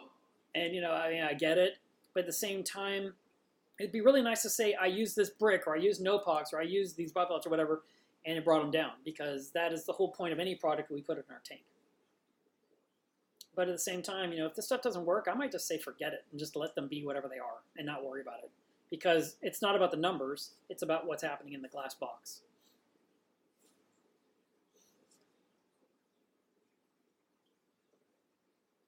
We are currently 176 people are in this live stream, which surprises me. I thought our number would be much smaller today because of our competing events.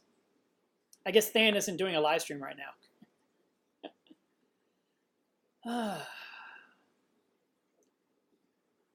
Hot Ashes says, being UK based, it's limited what I can get from your store. Well, yeah, I know, shipping's expensive. Can I at least start off with a sticker to get the ball rolling? Yeah, we can do that. Just send me an email. We'll start there. Last time I mailed something to Europe, I think it was like $1. It wasn't so bad. Philip says, Salifert is the easiest test he's found for magnesium. I'm not going to say that Elos is easy, but I did a video about how to do it, and you just watch the video and you can see how to do it. It's really nice. And it's easy to read. You're not guessing about colors.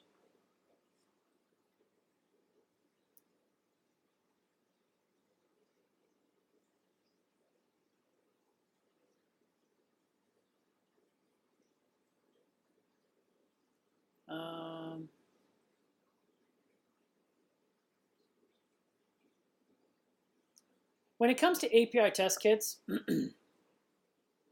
I don't hate them. My preference, if you're going to buy API, is going to be ammonia and nitrate and nitrite. Those are the three that you're going to use in the beginning when you're setting up a tank. And they're totally fine for measuring ammonia or nitrate. They're cheap and they're not inaccurate. I mean, either you have nitrate or you don't, right? If the vial is yellow, you're doing good. If the vial is red, you're doing bad. Mine is orange, so it's bad. And last I checked, it was around 60. So, and my kit was super old. And all I can say is I need to go to the fish store and buy a new kit. When I use the one from Elos, this kit maxes out at 25. So my tank is way over 25, so the kit doesn't help me because it's measuring too low. And I can't seem to manage to get a low number so I can use the kit like it's designed. Except when I tested the water from Bonaire that I brought home for my dive trip, and it measured less than 1. I was like, well, the kit definitely works. My tank sucks.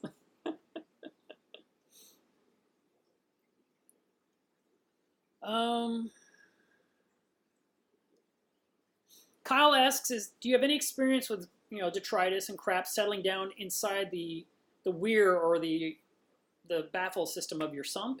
Yeah, and you can blow it out with a power head, or you can siphon it out, you can turkey baste it out, you can scoop it out if you get creative with some kind of nifty tool. But it's not something I really spend a lot of time thinking about. It's kind of like that one part of my sump I don't really worry about.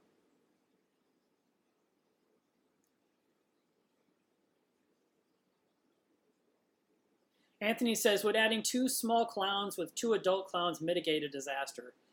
Well, you'll have 2 little clowns getting beat up a lot. It's really hard to combine clownfish. You basically want to start off with all the clowns at once, and it may not work out long term. And I say that from absolute experience. In my anemone cube, I have, I think, 12 or 13 clownfish. I started off with more, and at least 6 were chased out of that tank, and I rescued each one. I put 3 or 4 in my frag system. I have 1 living down in my refugium that needs a new home. He's just living in there inside 5 anemones. I'll show you his spot. I don't know if you'll see him, but let me just grab his camera and freehand it.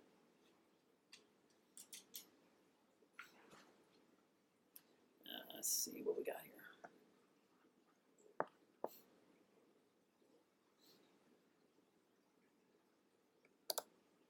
So he is down in here somewhere. I see the anemones. There he is. So every single night, I feed this little clown from a pipette, and I squirt some food on each of those anemones. These are those nano anemones. They aren't going to get big. And there's about 5 in there, so I give him plenty of tentacles to play in. But he doesn't have a lot of room. That's an area full of macroalgae. And everyone's going to say, well, what kind of algae is that? They always ask me that. This is feather caulerpa. And people say, why do you grow that? I said, because it lives. So that's why I have that kind inside here. And it's a nice type of algae. Let's see if I can get in here. Not drop the camera in the water. So there's my little clam. See? And that's where I feed them. But not very much swimming room. You guys are talking about Dory? Think about this poor clown. Now you guys can give me hell about something else, right? Let's see.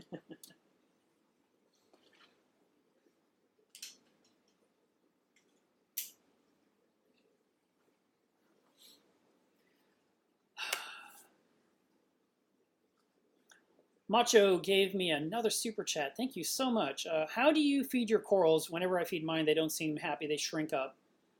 And no, don't apologize for lots of questions. Questions are fine. That's the whole point of these live streams. I mean, we start off with a topic, and then we go into the questions and answer part, and I'm happy to do it.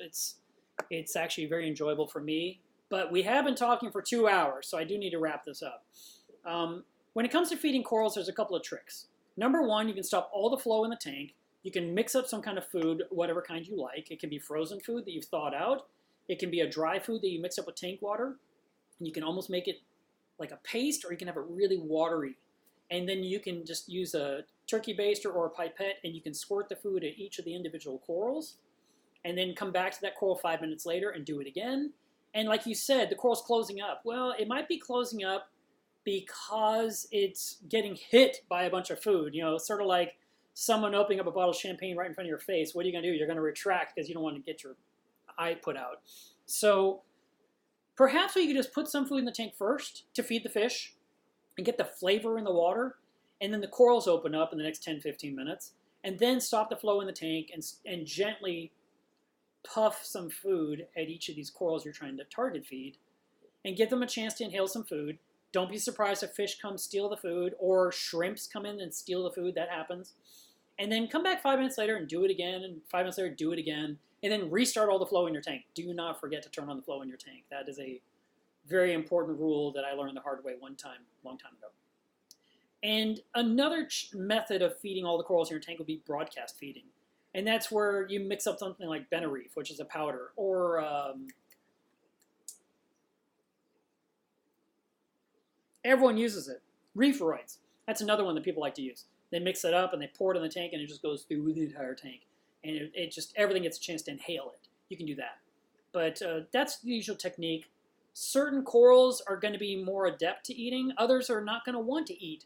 For example, you're not going to squirt food at Zinnia. You're not going to see a lot of reaction from zoanthids.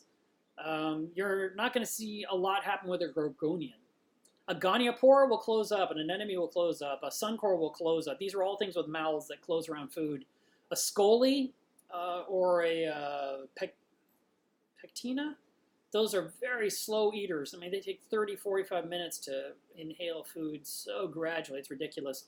You have to almost put a dome over them to put the food in and have the dome protect it from everything getting near it. And that keeps the shrimp and the fish away. But even bristleworms will come up out of the rockwork to try and steal that food. And then finally the food's gone, you take the dome off and your shrimp runs over, reaches his hand down in the mouth of the coral and just pulls the food out and runs away laughing like a horrible beast. So, and the other thing about doming a coral, if you do it, make sure you drill some holes in the dome so its circulation still goes through it, because otherwise it'll suffocate and that coral will actually get very pale. And that's because of lack of oxygen. Don't forget that.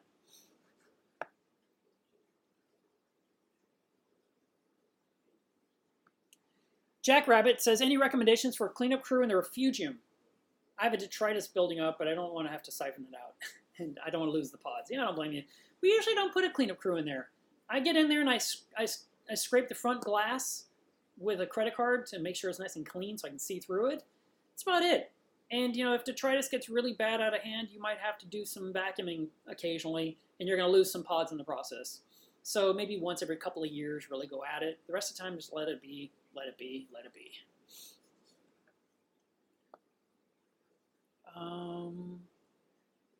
Thomas says, I noticed my torch fragged and fell onto... Well, you're going to make me say this on live chat. Fimbriaphilia cristata, so a critter from the Euphilia family. And what surprised me was that the torch threw its head, that it didn't survive the ordeal. Yeah, usually Euphilia can get along fine. The torch is the one that usually wins. I don't know which Euphilia the cristata is. That one there, I don't know what that is, because I don't know the Latin of that coral. You know, I know hammer corals, and I know frog spawn, and I know octocoral, and I know, what else is left? I know them by those names rather than by their Latin. So, but I agree. I understand what you're trying to say. The surprise was the torch threw its head, because the torch is usually the one that wins those battles. So that is surprising. I agree with you. You might get lucky. If that head of the torch lands somewhere, it can start to grow a new skeleton, and it'll take forever, but, you know, in 3 to 6 months, you might have a new colony there in that spot, if you're lucky. I had a hammer drop a head. It was a little tiny piece, and I just ignored it, and it's actually a nice little multi-head. I'll show it to you guys. It's a true story, guys. Hang on. Let me switch cameras.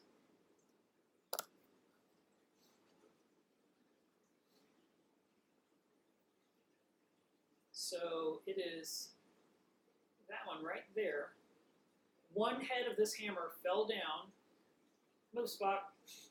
Spock, you're in the way. You're still in the way. Anyway, it fell down there, and it was one little polyp. I'd say it was maybe a half an inch in size. And now there are 3 heads, and there's a real skeleton in the center of it all. So that's hilarious. They're both in the way. What is with you guys? You want to be on camera? But yeah, that was a true. It really happened. It's pretty amazing. So funny. Maybe if I come over here, she'll come over here. All right.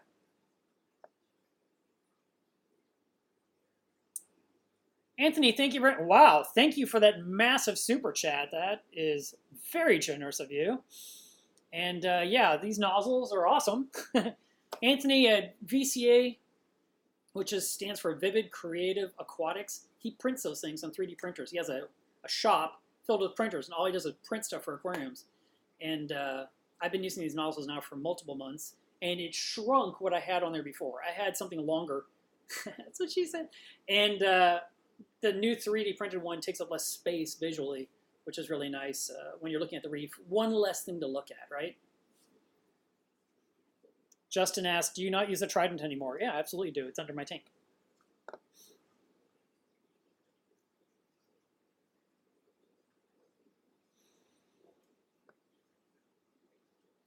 Click Clacks Reef says, do you use the Apex for anything? I never hear you talk about it.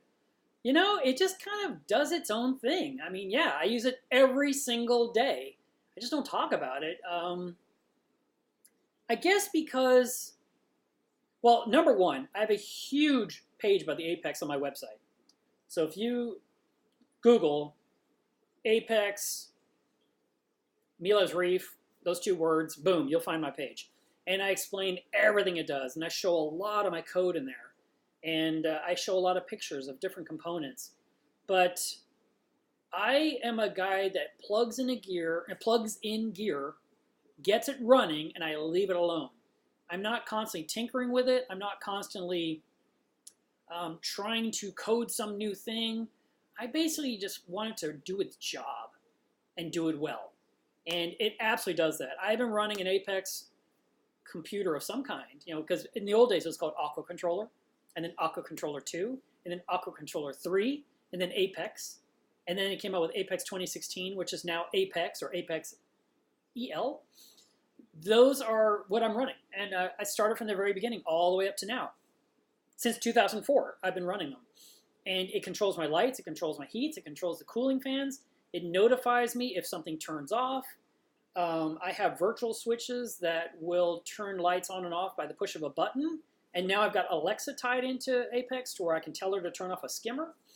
Or I have notification. As a matter of fact, if the tank gets too hot, it turns the lights off.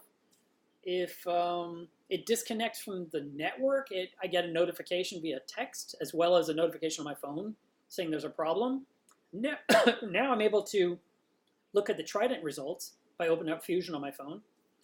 But I've never done like a full-fledged Apex-only video, probably because I'm a little concerned I can't answer every question that comes up, and there's so many. Or maybe it's because you can make it super complex. They have added a whole bunch of tasks to help you set up different things to make it really easy. Where in the old days, everything I did on mine was I went to advanced, and I did if, then, if, then, if, then. Those are my controls, you know. Where they've done it where it's for dummies, you know, where you just say, I want my lights to come on at 11 a.m. and turn off at 5 p.m. Boom, hit upload, done.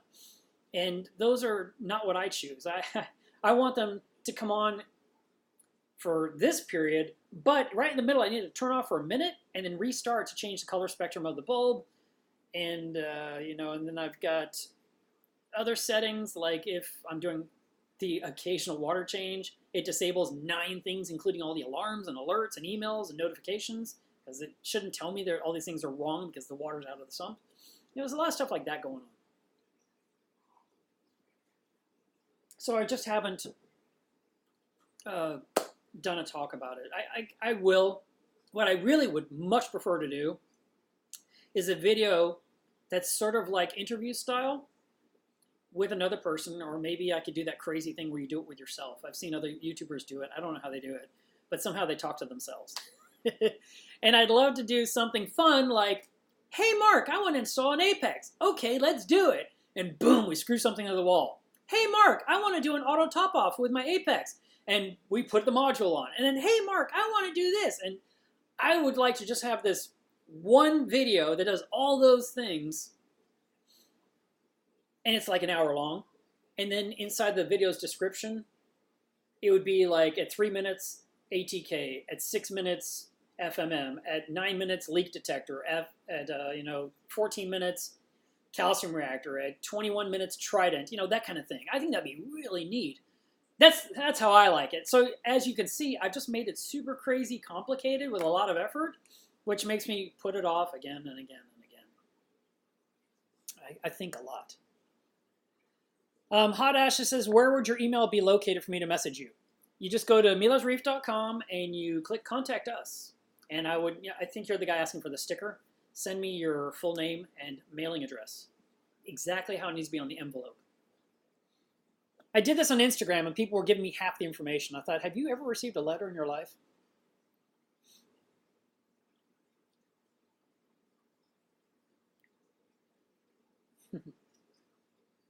James is funny.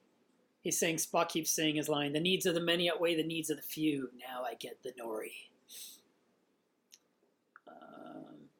Michael Wells says, my fox face changes color drastically, then goes back to his normal color.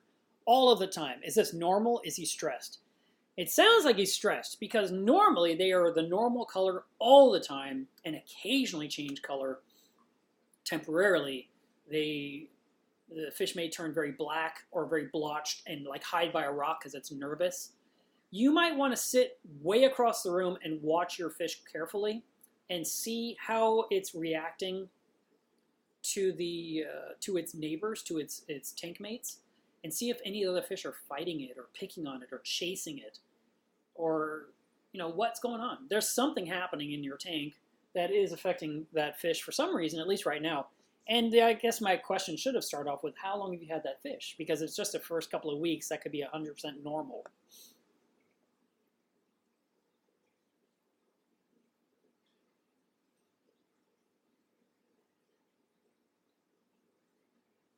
David says he's super late. Yes, well, so am I. Michael Wells says, I've also noticed that my Regal tank has started brushing up against the rock today. Why would they do this? Typically when a fish is doing that action, they are itching because there is some kind of a parasite on their skin. It could be that it's dealing with ick or something else, and you're going to need to possibly remove that fish and put it through a quarantine. So, and through hospitalization, kind of treat it with a medication of some kind. But I'm not a fish disease guy. I don't pretend to be one, and I refuse to pretend to be one on YouTube. So you're going to have to do some Google. Do some Google. Octospawn, thank you, Thomas. All right. See, I didn't know the Latin name of that one. That is amazing, the Octospawn won against a torch.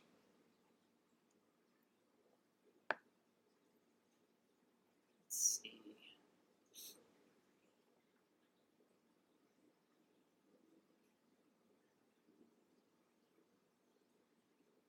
D-Dot says, I have a black torch, which is interesting. I don't think I've ever seen a black torch.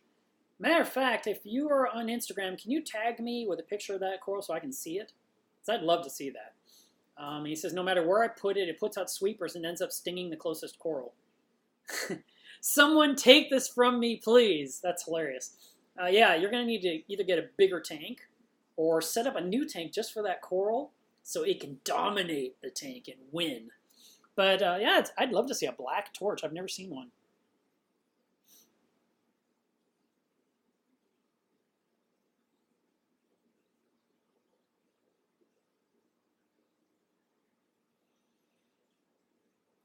Hulta says that their tank is just 2 weeks old, just finished the cycle, and it's gone through all the stuff. And added the first fish today. Was wondering if I could use ChemiPure right away. Yeah, I guess you could. I don't think you need to yet. I'd probably wait till the 3-month mark to use something like that, but maybe read the jar's instructions or the label, or look at their website if you haven't bought it yet, and just kind of see what their advice is. It seems a little early for a brand new tank with one brand new fish. Don't think it's needed yet. I'd hold off.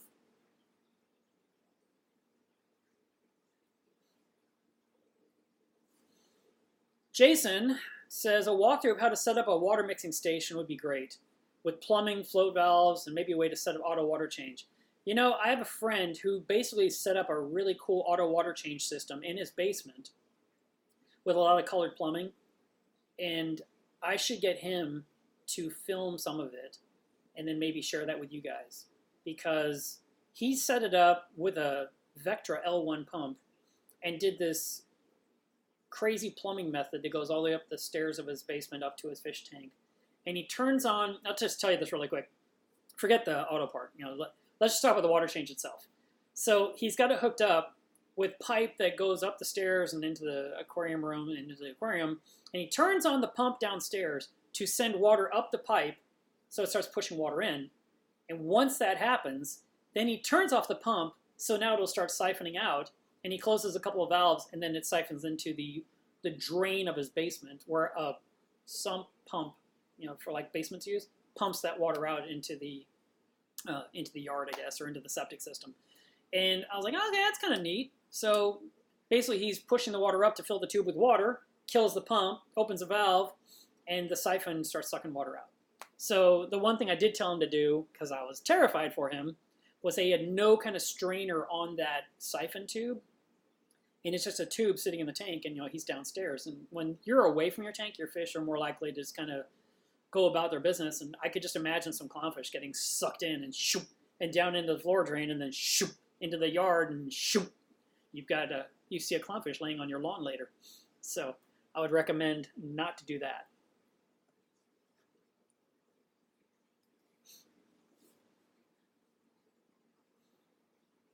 Jonathan is saying that is totally normal for your fox face. They are very emotional, personal fish.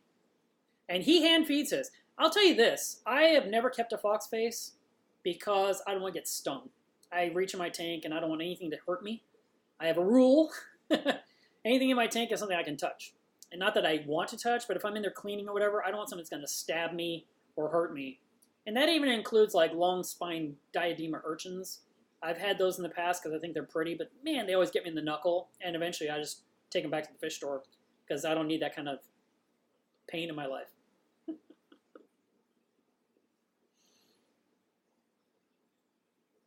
Yeah, well, I'll do some kind of interview with him. He'd love to do it anyway. Matter of fact, he'd like me to just fly out there and hang out with him and film, so something like that. But there are a lot of good examples of water change stations, and there's a lot of people doing automatic water changes. I do want to put this into the general world's knowledge right now. If you're doing automatic water changes, like you're changing 3 gallons every single day, so that's 90 gallons a month, and you're thinking, I'm doing a great thing, please do not neglect to test your salinity of your tank every single Saturday anyway. Just because you're pulling out 3 gallons and putting 3 gallons in does not mean your salinity will not wander. It can come down from the skimmate being pulled out by your protein skimmer. It can change because during the water change your top-off system came on and added fresh water, and it just takes time, but you can end up with a tank with very low salinity because you weren't measuring that.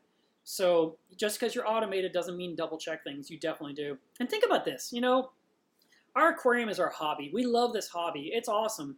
But a lot of us treat it like a hobby when we really should be treating it like a job.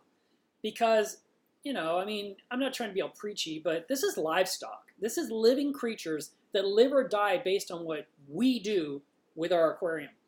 And if the power goes out, what do? We solve it. We get power going. We hook up a generator. We hook up a temporary air pump. We do that, right? And we have test kits, like I said, to measure the water every week. Do we use them every single week? If we're not, why are we not using them besides laziness? I mean, the point is we should be measuring. And think about public aquariums where you go and you see this fantastic exhibit with whale sharks. Those guys are testing the water every single day. And they have a massive body of water. You would think, oh, well, that place, I mean, think about this. We say a small tank, the parameters swing really fast, and with a bigger tank, we have more leeway. Okay, well, I have a 400-gallon tank. They've got like a, whatever that is, 500,000 gallons at the Georgia Aquarium that's got whale sharks in it. They should have massive leeway of what can happen, you know, before things really go south. But that doesn't mean they don't test their water every single day like it's their job, which literally they're getting paid to test the water every day. Now, I think that's the difference. We're hobbyists. We don't get paid to do this. We're spending all of our money to keep it, and then the last thing we want to do is work on it. You know, we want to enjoy it. But this comes right back to the beginning of this whole topic today about maintenance. We have to stay on top of our maintenance, and that includes watching our parameters, make sure everything's right, so that way things will thrive and not just survive.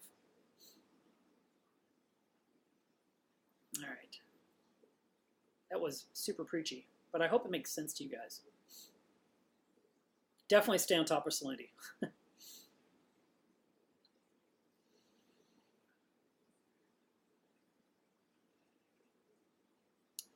Jonathan says, do you think Spock will outgrow the tank? Yeah, I think she could. Fish tend to grow to a certain size to fit the aquarium they're in. And then you put them in a bigger tank and they suddenly have a burst of growth. And I've had her for a long time. She is probably, I don't know, 11 inches long. I think in nature, they'd be 18 inches to 20 inches to 24 inches long. NASA tanks can live to be about 35 years old. I've had her for 15 years, and she was probably 2 years old when I got her, so that puts her at 17. So she still has half of her life ahead of her. Would I give her to another person? It'd be so hard to do. I think I'm more along the... Dwayne is rubbing off on me. Dwayne's my friend from Seattle that helped me pull out a bunch of big corals out of his tank. And he says he pulls out corals out of his tank to give his fish room to swim. And I think I would probably open up some space for her to have more room to swim. I don't see myself going with a bigger tank. If I ever went with a new tank, I think it would be my dream tank. You know, this was my dream tank. But if I had a new dream, it would be a tank that's sitting on the floor. And I picture that tank being no more than 4 feet tall. This tank is 30 inches. So if the tank was literally 48 inches tall, that would be this much more water on top. There'd be a lot of swimming room, obviously. And the reason I want the tank on the floor is I want to be able to walk up to the tank and see the reef from above any time of day and not have to get on a walkboard to climb up there and look. I want to be able to just walk up to the tank. I want to feed the tank. I want to reach in and do something. I want it where the top of the tank is at my waist. And I like the idea of all the walls being clear. So when I'm sitting down, not only am I, how do I describe this? If this is my tank and it's sitting down here and my eyes are right here and I'm sitting in a chair, my eye will go downhill and I'll look at the tops of the corals from my sitting position. And then when I stand up, obviously I'm way up here and I'm looking down from above. That's fantastic. And that's kind of my next dream. If I ever were to go that way, I would maybe, this tank would come out. The new tank would be this direction, like peninsula style, where you walk around it and then around to out the front door. And it would give you a view from the front walking in. You'd have a view from the end. And you'd have a view from the kitchen side. And then behind it would be the sump. And I would love that idea. And I would have the lights on some kind of a mechanism where I can lift them up out of my way instead of rolling. And that way I can get good access to work from above. And I would have a button probably somewhere right on top of the tank where I can just hit a button and hit the stop the flow on the top so I can enjoy the view for 10 minutes and just have it resume. And I'd probably use that button a lot. I really love the idea of that size tank. I don't know what gallons that would be, but let's just pretend it's 7 feet by 3 feet by 48. Let's see what that comes out to be. Some quick math.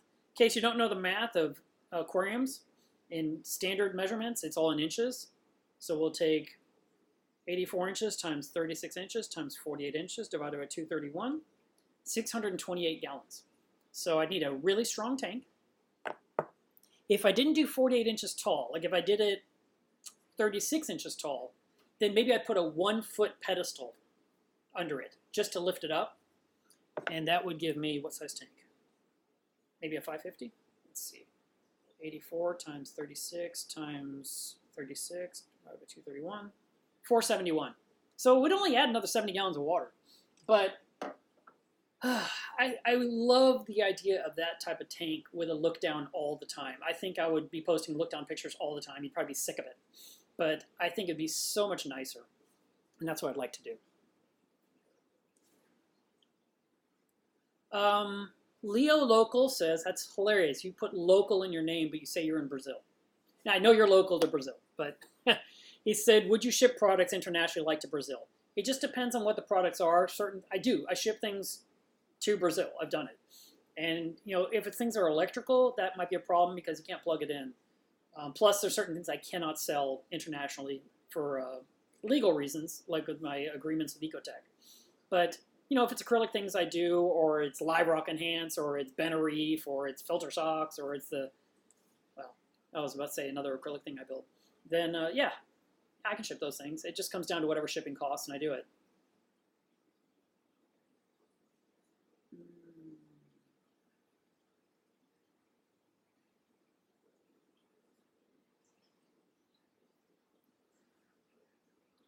If I had a bigger tank, would I do anything different fish-wise?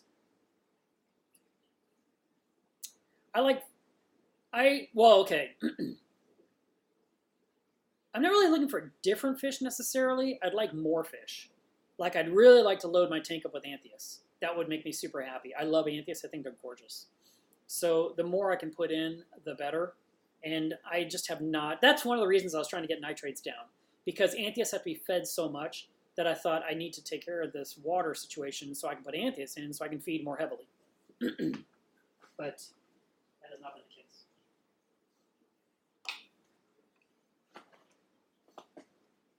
Let's give you guys one more angle. So here's something else we can look at. Right here, this is a lithophyllon. I've been growing this one coral for probably 9 or 10 years, and that's as big as it's gotten. I've never fragged it.